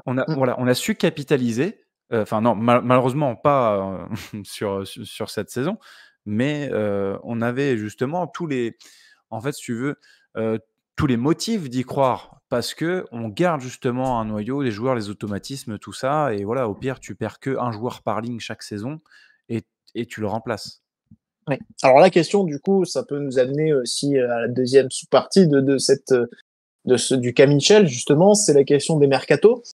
Comme tu disais, et c'est vrai qu'il faut saluer sur le fait que Mitchell a justement gardé cette ossature de joueur. Alors, autant j'étais très content de voir ça après la fin de saison 2021. Où justement c'est logique. Je me souviens à l'époque, je prenais l'exemple du cas des saisons 2002, 2003, 2004 avec Didier Deschamps où justement tu avais un groupe qui avait réussi à se qualifier pour la Ligue des Champions, un groupe de copains, etc. qui vivait une aventure aussi humaine forcément ensemble et c'était important de pas casser ça. Et je trouve que dans le même esprit, après la belle fin de saison 2021, la finale, tout ça, je trouvais ça pas mal justement de garder ça, de voir jusqu'où aussi ce groupe-là, cette ossature-là pouvait aller, notamment pour la Ligue des Champions. Bon, après, j'ai compris que c'était fini parce que après la saison qu'on fait derrière et derrière, on a eu la confirmation encore en août 2022 avec Eindhoven. Voilà. Bon, là, c'était une erreur. Mais en tout cas, dans l'idée au début, je trouve que c'était ce qu'il fallait faire et il l'a fait. Maintenant, tu dis, voilà, il y a eu des pertes et on prenait un joueur pour remplacer. Et là, Pat, justement, c'est là aussi où ça peut être un petit peu posé problème, notamment sur certains profils, sur certains remplaçants qui n'ont pas, il faut le dire, donné satisfaction. En fait, quand tu regardes les trois mercatos qu'il a fait au niveau des arrivées, t'as la première saison où c'est quand même plutôt pas mal. C'est la saison où t'as Voland, Dissassi, Enrique. Alors Voland, je parle pas de la saison qu'il a fait cette année forcément, hein, avec toutes ses blessures, elle est pas terrible du tout, mais les deux autres saisons sont quand même plutôt plus que correct pour un joueur acheté pour 11 millions. Il y a que ouais, c'est ce que je dis, ouais, franchement c'est trois très bonnes recrues qui apportent au groupe. Après Dissassi, on rigolait beaucoup avec les passes décisives, tout ça. C'est vraiment aussi cette année qu'il a franchi un cap, un palier. Alors un petit peu avant, mais oui, un petit peu avant, c'est vrai. Mais tu vois, le Dissassi qui arrive, c'est pas le Dissassi. C'est un Dissassi qui est sort de Reims, avec de Ligue 1, tu vois. Une saison de Ligue 1, quoi. Mais en tout cas, voilà, il y avait le potentiel pour aller plus haut et ça, voilà. Mais tu vois, et du coup, il y a que Diatta que tu peux mettre entre parenthèses. Qui arrive en janvier. Voilà. Et du coup, lui arrive en janvier, donc c'est déjà quand même pas fameux. Et le mercato d'après, c'est Jean-Lucas, Boadou, Jacobs, Nebel. Il y a absolument rien à sauver, quoi. Il y a aucun de ces joueurs-là qui est intéressant, quoi. Ouais. La conclusion, effectivement, 2 ans après, c'est que de ces 4 joueurs-là, bah oui. 5 si tu prends Diatta qui a été pris un petit peu avant, quoi, ouais. En anticipé. Il y en a un qui a été un des pires gardiens de notre histoire. Il y en a un qui a des frasques derrière lui et qui ne donne pas vraiment satisfaction. Un autre qui a été complètement écarté depuis le mois d'octobre. Et un qui, bon, quand il n'est pas blessé, il joue pas souvent ou qui rate toujours une grosse occasion par match. Effectivement, ça fait pas beaucoup de satisfaction à ce niveau-là. Ouais. Ouais, et après, suite de cette année, il est mitigé parce que d'un côté, t'as Mbolo qui est vraiment une très grosse réussite, Camara. Tu penses que c'est une bonne réussite quand même. Qui semble comme être une bonne réussite, même si la fin de saison paraît compliquée. Voilà. Et après, t'as Sarr et Minamino de l'autre côté, quoi. Ouais, Mbolo, c'est le cas du siècle. Quand tu vois la valeur déboursée en plus. Ouais. Sachant que moi, Sarr, au départ, franchement, je vais pas lui jeter la pierre, j'étais content. Voilà. Franchement, j'étais content. Je le rappellerai encore une fois. Je pense que Boris l'était aussi. Oui, bien sûr. On en a parlé pendant l'émission de bilan. C'était son cloche. Donc, oui, après, en tout cas, on remarque. Mais après, au-delà de regarder juste les noms là, des recrues qu'ils ont fait, c'est surtout l'absence de recrues qui est plus frappant. Parce qu'il y a des postes où on avait absolument besoin de recruter et que pendant ces plusieurs saisons-là, on n'a pas eu la recrue. On a réclamé un défenseur central depuis très longtemps parce qu'on sentait qu'il y en avait vraiment besoin. Et au final, à part Dissassi qui est au tout début, on n'a pas eu ce nouveau défenseur central. Même quand Badiachil est parti, on n'a toujours pas recruté de défenseurs centraux. Au milieu de terrain, c'est pareil. Et on a fait que remplacer finalement Tchouaméni par Camara et on sentait que ça suffisait pas d'avoir que Matazo derrière en solution à la doublette, même si elle est forte. Là où il y a eu un gros problème pour moi aussi, même s'il s'en est défendu, mais je suis pas du tout d'accord avec ça, avec son argument du oui, c'est pas au milieu de terrain qu'on s'est fait éliminer, mais ça veut pas dire qu'avec un autre milieu de terrain ou avec Camara, tu passes pas non plus, parce que t'as un meilleur joueur. Donc c'est pas valide comme argument pour moi, mais là effectivement il y a eu un gros problème et on en avait évidemment parlé, c'est le remplacement extrêmement tardif d'Aurélien Tchouaméni alors que on sait qu'il va partir depuis longtemps. La vente est actée super tôt. Bien sûr. En juin, je crois que c'est déjà. Il n'y a pas de feuilleton de l'été, quoi que ce soit. C'est tout de suite une semaine après. En plus, ciao. C'est ça. Il y avait un peu d'intox. Non, si on se qualifie pour la Ligue des Champions, peut-être que je peux rester. Non, arrête. On sait déjà très bien que tu t'en vas. Voilà, mais oui, c'est corporate, c'est normal. Il va pas dire qu'il s'en va. Il aurait énervé tout le monde. Mais bon, on sait très bien que c'était pas crédible non plus. Mais on sait qu'il va partir. Et alors, donc son excuse, c'est de dire que Camara, au début du marché, du mercato, il n'était pas disponible et pas à ce prix-là. Et oui. Que c'est une opportunité à ce moment-là, d'ailleurs, parce qu'en plus j'étais à la présentation, donc je me souviens donc très bien quand il avait dit ça. Donc c'était une opportunité qui s'était présentée à ce moment-là, mais bon. Heureusement qu'on a eu cette opportunité, parce que sinon on partait avec rien du tout, quoi. Ouais.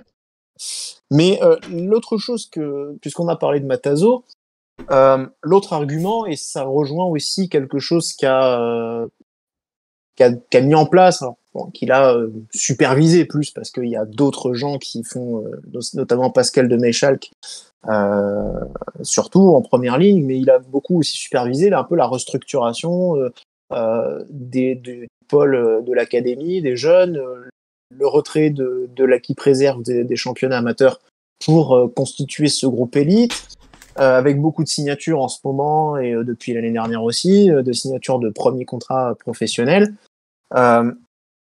Et c'est vrai que c'est un argument aussi voilà, plutôt de réussite, avec en plus une belle victoire en Gambardella cette année. L'année dernière, Monaco joue la finale du championnat U19 contre Nantes, perdu d'ailleurs de manière franchement injuste, avec franchement des décisions d'arbitrage catastrophiques contre Monaco. Ça, bon, malheureusement, c'est comme ça. Mais il y a des bonnes choses à ce niveau-là, et c'est vrai que son discours aussi, quand tu parlais pas justement de faire des remplacements, c'était aussi l'idée de ne pas barrer des jeunes joueurs, donc comme Matazo. Je me souviens qu'au mois lors de la présentation de Camara, justement, il parlait déjà de Magassa à l'époque, aussi, de pas vouloir barrer un joueur comme Magassa, et ça, c'est une contrainte qu'il a eu aussi quelque part. Ouais, parce que on lui a contre Rennes. Ouais. Il venait juste de jouer contre Rennes d'ailleurs, et c'est je crois. Oui. Ouais. Il remplaçait Fofana. Ouais. Non, mais au final, il n'y a rien qui est sorti. Au final, sur les 3 ans où il est là, il y a qui en jeune qui sort? C'est vrai qu'au final, tu sors Ben Seguir, mais qui est un talent générationnel, donc. Oui. T'as quoi, Ben Seguir, Akliouche, Diop, Magassa, franchement, il a quasiment pas joué. Pas imposé. Non, mais c'est clair que... Non, je parle vraiment des joueurs qui font partie du groupe pro et qui sont amenés à jouer quand même assez régulièrement. Oui, mais... sur une période de 3 ans, ce qui est long quand même. Après, forcément, quand on parle de jeunes joueurs, on est aussi sur du temps un peu plus long. 3 ans, c'est... vrai que 3 ans, oui, mais entre au moment où il arrive, il y a quand même un creux de génération où il y a une génération... Là, on est sur une très belle génération de 19 l'an dernier qui est en train d'arriver. Alors, tous ne réussiront pas, mais Mais voilà, on est quand même sur une belle génération avec justement en tête d'affiche, tête de gondole, un Ben Seguir justement, potentiellement peut-être un Koulibaly et des Benama qui vont suivre. Euh, mais c'est vrai que les générations juste un petit peu avant, on est sur du joueur qui a pas forcément la même qualité. Donc, et cette restructuration par rapport à la formation, par rapport à la détection des jeunes, c'est forcément quelque chose qui est un peu plus sur du long cours. Donc, ça va être difficile d'analyser tout de suite les effets euh, positifs de son action ou voire négatifs. Mais je pense que voilà, d'ici quelques années, peut-être qu'on verra si en tout cas on poursuit aussi ce qui a été fait. Et je pense que ça va être le cas. Après, C'est difficile de pouvoir le dire tout de suite. On peut déjà le voir avec le groupe élite et avec la victoire au Gambardella quand même que.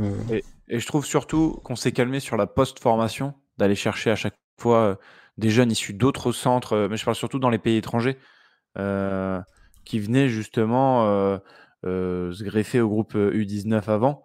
Là maintenant, ouais, on laisse vraiment la chance au centre, en fait, aux mecs issus du centre. Bon là, on a juste pris un mec Etondo là, je crois, mais tu vois, on allait chercher je me souviens des Oudkous, enfin tous les mecs comme Mboula, enfin pour la Youth League, enfin tu vois, on allait chercher plein de mecs à droite à gauche, en barrant la route un peu des mecs du cru ou enfin des mecs formés un peu à la française aussi, tu vois. Et bon, voilà, peut-être que là aussi, moi je trouve qu'on a un petit peu changé notre fusil d'épaule là-dessus, et je pense qu'il a un rôle là-dedans. Mm. Ouais, en tout cas, on a remis beaucoup plus la détection un peu plus en amont aussi, d'être un peu plus précis peut-être là-dessus, mais voilà, c'est vrai qu'il y a quand même en tout cas un vrai travail, et ça fait partie justement, ce qu'on disait, c'était peut-être aussi un des objectifs. En tout cas, on sentait, il le répétait très régulièrement, de remettre l'académie au cœur du projet du club, et voilà, c'est ce qu'il a fait. Mm. Maintenant, c'est vrai que oui, il y a, alors ça c'est l'autre aspect un peu négatif de Paul Mitchell, c'est sa communication qui est souvent très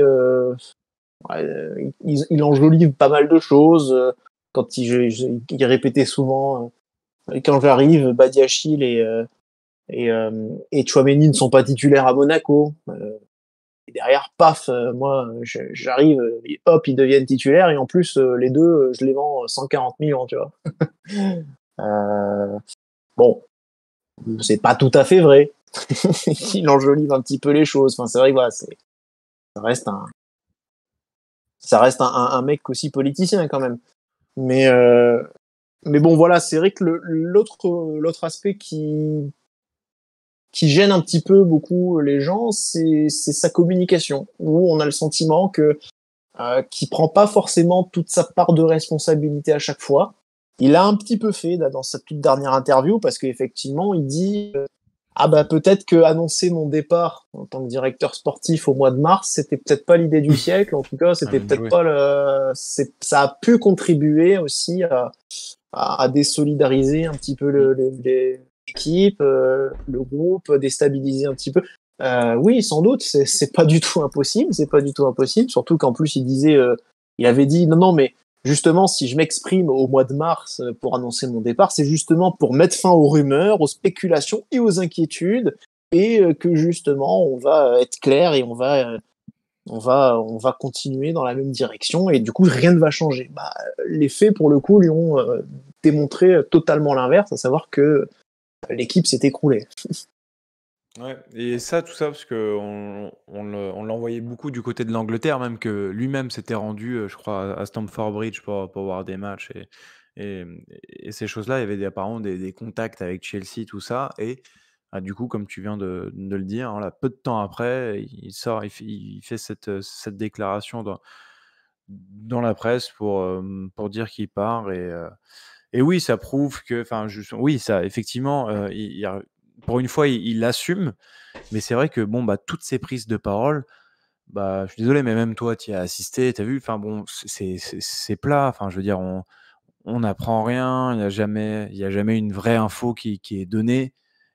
Tu vois, ouais, c'est presque de la politique et ils rentrent pas dans le jeu vraiment et à chaque fois, bah, ouais, on voit bien les gens sur Twitter, enfin les gens qui lisent, ils se disent: «Bon, bah, on est un peu pris pour des cons, voilà, on comprend pas trop, le Mmh. discours, on sait pas trop ce qu'il fait finalement ce mec-là». Enfin, voilà, il y a du fait de cette, bah, de l'opacité un peu, enfin qui veut mettre avec, bah, sa fonction et qu'on est très vite dans le secret, qu'en plus c'est Monaco, donc enfin bon, c'est vraiment particulier et bah, ouais, ça déjoue un peu et nous, bon, bah, nous, on veut de la transparence, on veut effectivement, bon, savoir où on va, comment ça se trame et tout, mais évidemment qu'il peut pas tout dire, mais tu vois, il y avait on aurait aimé un petit peu plus, quoi, voilà. Mmh. Ouais. Heu, on parle, enfin, je vais la placer, mais quand il dit Minamino a poussé Alexandre Golovin à devenir encore meilleur, bon, on est quand même sur un sommet de la Oui. mauvaise foi là. Bon, hein, voilà, mais c'est Ouais. typiquement ce genre de sortie Oui, ouais, qui ouais. avait le don aussi un peu d'agacer parce que en fait, je suis convaincu que c'est quelqu'un qui avait conscience que des choses qui n'allaient pas. Parce qu'à un moment donné, si nous, on voit certaines choses, on voit que certaines choses ne vont pas, c'est évident que ces mecs-là, à l'intérieur, l'ont aussi vu comme nous. C'est une évidence. C'est pas possible d'être autrement. Mais du coup, c'est vrai que c'est ça d'avoir le sentiment qu'on prend pour un âne. Voilà, pour essayer entre guillemets, de trouver du positif ou de pas, descendre, dézinguer, quoi, un gars. Bon, à un moment donné, allez, faut être, t'es pas obligé de partir dans l'extrême non plus comme ça, quoi. Enfin bon. Voilà. Fallait bien justifier le recrutement de Minamino quand même. Mmh. Fallait bien justifier le recrutement de Minamino. Ouais. Bah, même si après, sur l'idée, quand il arrive, on est tous contents qu'il arrive, qu'on dit que c'est un bon choix, une bonne recrue. Ouais, c'est comme, oui, mais c'est pareil, c'est comme Boadou. Sur l'idée, bah oui, c'est un prospect des Pays-Bas, donc forcément sur l'idée, toi, t'as jamais vu un match de la Z Alkmaar parce que tout le monde s'en fout, on regarde pas la Z Alkmaar, donc on sait pas comment il joue, mais on se dit tiens, apparemment, il est, il a marqué pas mal de buts là-bas, il est considéré comme un des espoirs plus prometteurs. Enfin, bon, voilà, tu te dis. Ça a l'air d'être une bonne pioche, forcément. Bon, bah, tu sais pas que derrière, finalement, ça fonctionne pas. Mais c'est aussi des fois les questions de contexte. Oui, des fois ça fonctionne, des fois ça marche pas. C'est aussi tout un environnement aussi. C'est là qu'on se rend compte, et c'est là que aussi justement la la bonne période de Kovac avait aussi pas mal ouvert les yeux sur certaines choses. C'est-à-dire qu'on se rendait compte à quel point l'environnement était crucial dans la performance des joueurs aussi. Parce que un mec comme Guillermo Maripane, qu'on avait, que moi en tout cas j'avais pas mal critiqué pour ses performances, bah, on voyait que dans un bon collectif, en tout cas un collectif qui était rodé, qui était cohérent, huilé, qui fonctionnait bien, bah ça devenait un joueur tout à fait convenable pour l'AS Monaco. C'est un exemple parmi tant d'autres, mais voilà. Donc c'est là qu'on se rendait compte aussi que l'environnement était ultra important aussi au niveau du club. Et malheureusement, on se rend compte que autant sur les 2 premières saisons, il a quand même, en tout cas sur la première année et demie, bah, il a quand même finalement été, il a quand même réussi à rendre cet environnement plus vertueux. Et puis là maintenant, bah, sur la fin de saison, on se rend compte que l'air est un petit peu vicié à Monaco. Tout est remonté à la surface. Bah, bonne chance au nouveau. Il y a du boulot. Ouais. Alors du coup, pour un petit peu amorcer la fin, puisque je pense qu'en plus ça doit faire un bon moment qu'on y est, hein, ça doit faire presque 2 bonnes heures, je pense, on parle beaucoup. On peut amorcer la dernière partie de cette émission, un petit peu savoir quelle trace va laisser Paul Mitchell à l'AS Monaco. Bah, on peut pas nier déjà que c'est lui qui a permis d'un peu d'assainir le club, hein, parce que franchement on partait pas du tout dans une bonne direction avec le nombre de contrats pro qu'on avait, et ça allait vite devenir casse-gueule si on n'avait pas quelqu'un qui mettait un bon coup de ménage. Il a apporté beaucoup de choses, il a lancé, comme tu disais, toute la partie sur les jeunes, sur l'académie, et du coup il a permis aussi avec le projet de rénover tout le centre de formation et tout. Je pense qu'il a aussi son rôle dans tout ça, hein. Même si ça avait dû être déjà un peu engagé avant qu'il arrive. Voilà, toute la structure autour du club, on sent quand même qu'il y a beaucoup de choses qui ont été faites et qui permettent d'avoir un avenir plutôt radieux, surtout quand on voit les résultats des équipes de jeunes.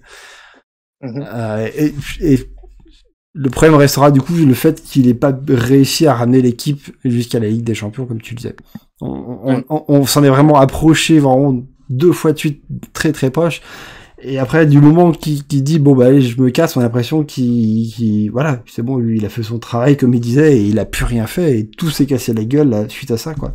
Parce que comme tu dis, il l'annonce au mois de mars et derrière c'est à partir de ce moment-là, même si c'est pas directement lié, mais à partir de ce moment-là derrière, on se casse complètement la gueule et on a l'impression que tout s'effrite le projet quoi. Et on se rappelle, hein. C'est dommage, hein, parce que si tu remontes un peu en arrière, son bilan il est pas vilain quoi. T'as des choses à redire sur les recrutements et tout, mais finalement. Oui, ça peut pas être parfait, hein, je veux dire. Ouais, mais sur les derniers mois, quoi, il a tout gâché, quoi. Aujourd'hui, il y a beaucoup de gens qui idéalisent la période avec Campos parce que c'était une période où il y avait des bons résultats. Donc forcément, ça enjolive le bilan d'un directeur sportif aussi, hein, par ricochet. Mais on a 77 joueurs sous contrat au moment où Mitchell arrive, voilà. C'est parce que Campos est passé par là aussi. Bah, exactement. Alors pas que lui, mais oui, effectivement, il y a aussi pas mal de bananes, hein, qui nous a ramené, hein, Campos, parce que les agents aussi, ils faisaient le jeu des agents aussi. Donc oui, il y a des super joueurs, mais il y a aussi des Elder Costa dans le lot. Donc le fameux logiciel Campos. la liste des 100 noms là, avec 3 colonnes, des partitions par âge et poste et collage, je sais plus quoi. Oui. Mais... Pour revenir sur Mitchell, voilà, c'est vrai que c'est très bien l'arrivée. On est tous enthousiastes, pardon. Et voilà, à la fin, le goût amer qui reste à la fin, bon bah ouais, bilan plus que mitigé finalement. Et le problème, c'est sur l'équipe 1 et les résultats. Et ce qui compte le plus, voilà, c'est l'équipe 1. Tout ce qui est fait autour, le travail de l'ombre, c'est très bien effectivement, mais dans la voie de professionnalisation d'un peu tous les clubs, c'est la trajectoire à prendre. Je pense qu'il a calqué aussi, voilà, quand tu es à Leipzig qui aussi sort de nulle part, hein, parce que c'est un club créé, hein, club construit, vraiment, voilà, merci. Et tu es obligé de t'appuyer là-dessus. Surtout les rouages maintenant importantissimes, cruciaux dans ce foot moderne. Et donc voilà, il a pu calquer ça, enfin apporter un peu son expérience là-dessus. Mais voilà, le défaut, c'est l'équipe 1 finalement. Ouais, et puis surtout le sentiment qu'à la fin, lui non plus ne maîtrisait plus rien, parce qu'on se rappelle, on avait vu sortir des infos comme quoi il y avait eu des réunions avec les joueurs, tout ça, avec même les agents des joueurs, pour tenir tout le monde mobilisé jusqu'à la fin, jusqu'au bout, pour essayer d'atteindre l'objectif de la Coupe d'Europe. Et voilà, même clairement, son discours n'avait plus aucune portée. C'est pour ça que et dans ce sens-là aussi, c'est pour ça qu'on a un petit peu aussi, on n'a pas tiré à boulet rouge sur Philippe Clément, c'est parce que il a aussi pâti de cette situation-là, de cet environnement-là, ou d'un relâchement total, où même Paul Mitchell était lui aussi complètement devenu plus spectateur, quoi. Finalement, il y avait plus grand chose à faire, quoi. Il y avait une démobilisation générale, voilà. Il a sans doute tenté un petit peu des choses pour mobiliser, mais voilà, clairement, il n'a pas su non plus trouver les mots. Sauf que contrairement à lui qui entre guillemets a sanctionné Philippe Clément en le virant, c'est pas lui, mais c'est lui qui a sans doute aussi convaincu le président Je le pense renvoyer. qu'ils ont d'être vraiment convaincus, mais oui. La différence, c'est que Mitchell, du coup, voilà, lui, personne ne le sanctionne, entre guillemets, alors que finalement, il en est tout aussi responsable. Hein. Il est dans le bateau. Il a- Ouais. Voilà, exactement. Autant pour Kovac, Mais, il a dû un peu y aller avec des arguments pour arriver à le faire virer. Autant là, je pense que pour Clément, il a juste à faire voir les résultats, ça suffit. Ouais. Genre, même sans rien si- t'y connaître au foot, il suffit de regarder les scores de tous les derniers matchs, tu comprends qu'il y a un gros Voilà. problème et Il a sorti le sprint de finale, il a fait voilà. Mais ce qui est dommage, c'est que quand tu te remets au mois de janvier, t'es encore en course pour jouer les premiers rôles, quoi, dans le championnat, tout va plutôt bien, quoi, et tu te mets 6 mois plus tard, tu poses là, je pense, la question aux supporters sur quel est les classements finaux pour vous de la saison 23-24, je pense qu'en moyenne, on va arriver entre 8-10, quoi. Tu vois, c'est complètement tout cassé la gueule, t'as l'impression qu'il n'y a plus rien, alors que pourtant on sortait de 2 belles saisons, qu'il y a encore 6 mois on était pourtant bien parti sur la saison en cours, et vraiment c'est vraiment sur la fin où il a un peu tout gâché, quoi, et que même nous là en tant que supporters, on est un peu dépité et on n'a pas de motivation plus que ça pour la saison qui arrive, quoi. Et aussi par le fait de l'inaction qu'il y a actuellement, parce que on est entre deux DS, quoi. C'est très clairement une fin de cycle hein, là qui se profile avec forcément des gros changements, Disasi Fofana qui vont partir, tout un poste de gardien à reconstruire parce qu'aujourd'hui il y a ni numéro 1 ni numéro 2, enfin il y a Majewski qui ne sait pas encore ce qu'il va faire, Didion alors qui pour l'instant serait bien parti pour rester. Maintenant, voilà, si c'est juste une doublure, il faut quand même qu'on trouve un numéro 1, savoir qui on va mettre. On va devoir remplacer Disasi Fofana. Que va-t-on faire de Ben Yedder et Voland qui sont en fin de contrat l'été prochain? Donc s'il faut les vendre, il faut les vendre maintenant. Enfin, il laisse quand même aussi beaucoup de choses. Il laisse quand même un gros chantier. Et ça, c'est finalement l'aspect le plus étrange, c'est-à-dire que par bien des aspects, il a quand même restructuré des choses, et en même temps, il y a des choses qui sont laissées vraiment en chantier, quoi, quand il s'en va, et qui laissent un peu une impression de désordre dans tout ça, dans ce bilan global. Pourtant, il est encore là, et justement, les clubs s'activent. Enfin, je veux dire, il y a les clubs qui travaillent, hein, qui chargent des joueurs, il pourrait très bien se passer des choses, mais nous, on a l'impression que la situation est totalement gelée et qu'il ne se passera rien tant que le nouveau ne sera pas arrivé. Demain, on est en juillet. On vient seulement nous annoncer, on vient seulement nous annoncer donc le 3e match amical. Bon, sachant qu'il y en a un qui est déjà automatique. On sait toujours pas si notre équipe elle part en stage quelque part, qu'elle fait une préparation. On a l'impression qu'il y a rien qui a été préparé. On a vraiment l'impression qu'il a pas travaillé du tout sur la saison qui allait à venir. Alors que du coup, une saison, ça s'attaque pas début juillet, quoi. Même pas de fin juin, même pas fin mai. Ça se commence bien avant, quoi. La saison elle est encore en cours, tu dois déjà préparer la saison qui arrive, quoi. Après, comme je disais, on prend Kovac le 19 juillet, donc quelque part... je parle vraiment pas que uniquement du coach, quoi. Je parle vraiment de toute la préparation de la nouvelle saison, quoi. Ouais, mais sachant que la saison démarre le 12... recrutement compris, hein. On a encore 1 mois et demi, entre guillemets. Heureusement, on n'a pas de tour préliminaire cette année, hein. Quoique, on sait jamais avec... Un mois et demi, premier match, c'est octobre. C'est début août, hein. C'est le 3 ou le 4 août, je crois. De quoi? Le premier match de Ligue 1. Non, c'est le 12.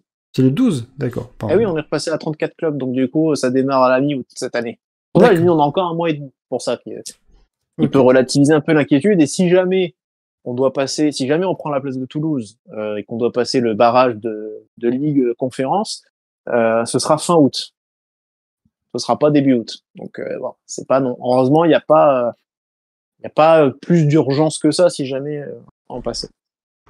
Donc, mais bon, voilà, c'est un bilan mitigé, voilà, pour donner un avis tranché, qui relance le débat. En somme, je joue la provoque.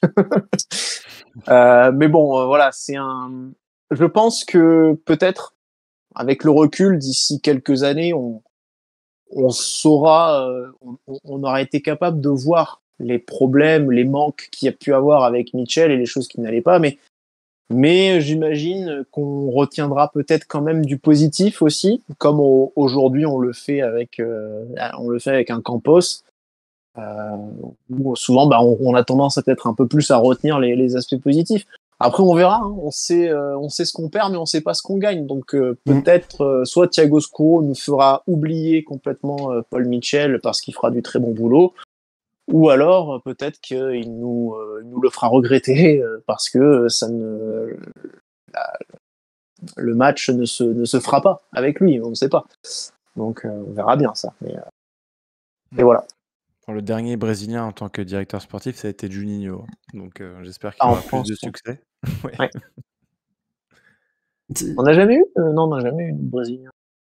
Non. Directeur sportif. C'est pas lui, c'est pas Scuro qui a dit d'ailleurs qu'il voulait recruter des Brésiliens, des joueurs sud-américains et des Allemands. Ouais, mais alors alors qu'on est déjà. Ouais, faudra quand même lui expliquer qu'il y a une règle d'extra-communautaire. Bah, je veux dire, on est déjà à 4. Mais j'arrivais pas à savoir si c'était une vraie info ou pas. Ouais, non, je sais pas du tout, mais ça me paraît complètement. Je pense pas. Je pense que j'ai pas vu de déclaration de Scuro déjà de base sur Monaco pour l'instant jusqu'à présent. Alors peut-être que j'ai raté ça, mais en tout cas j'ai rien vu. Donc je sais pas si c'est une vraie déclat. Et puis encore une fois, je pense qu'il va vite comprendre que ce sera pas possible. Donc ça sera un débat d'un autre club Monégu qu'on fera le club Monégu nouveau coach, nouveau DS. Voilà, nouveau coach qu'on attend. Il y aura une émission spéciale en rentrée. Ouais. Spéciale reprise, ouais, avec nouveau coach et nouveau DS. On va essayer de potasser un peu justement les sujets.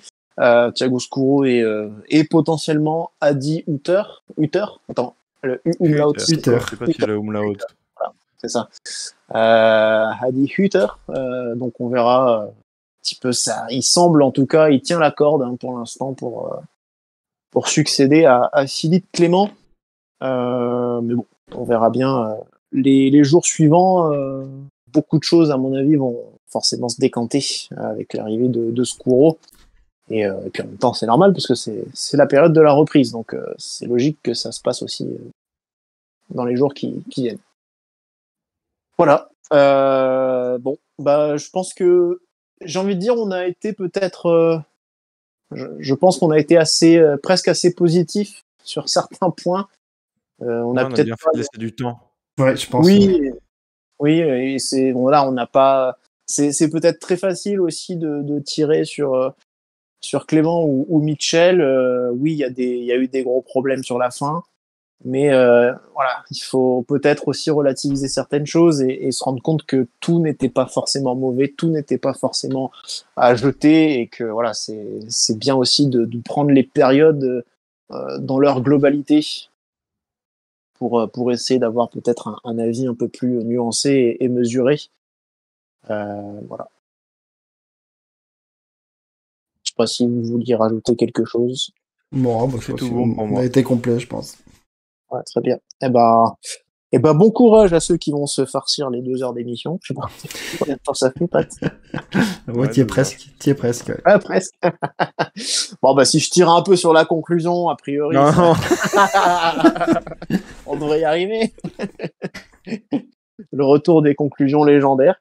Et voilà, donc merci du coup Adrien, merci Pat pour ce retour un petit peu de Club Monégu, un petit peu plus qui sortent un petit peu du train-train habituel.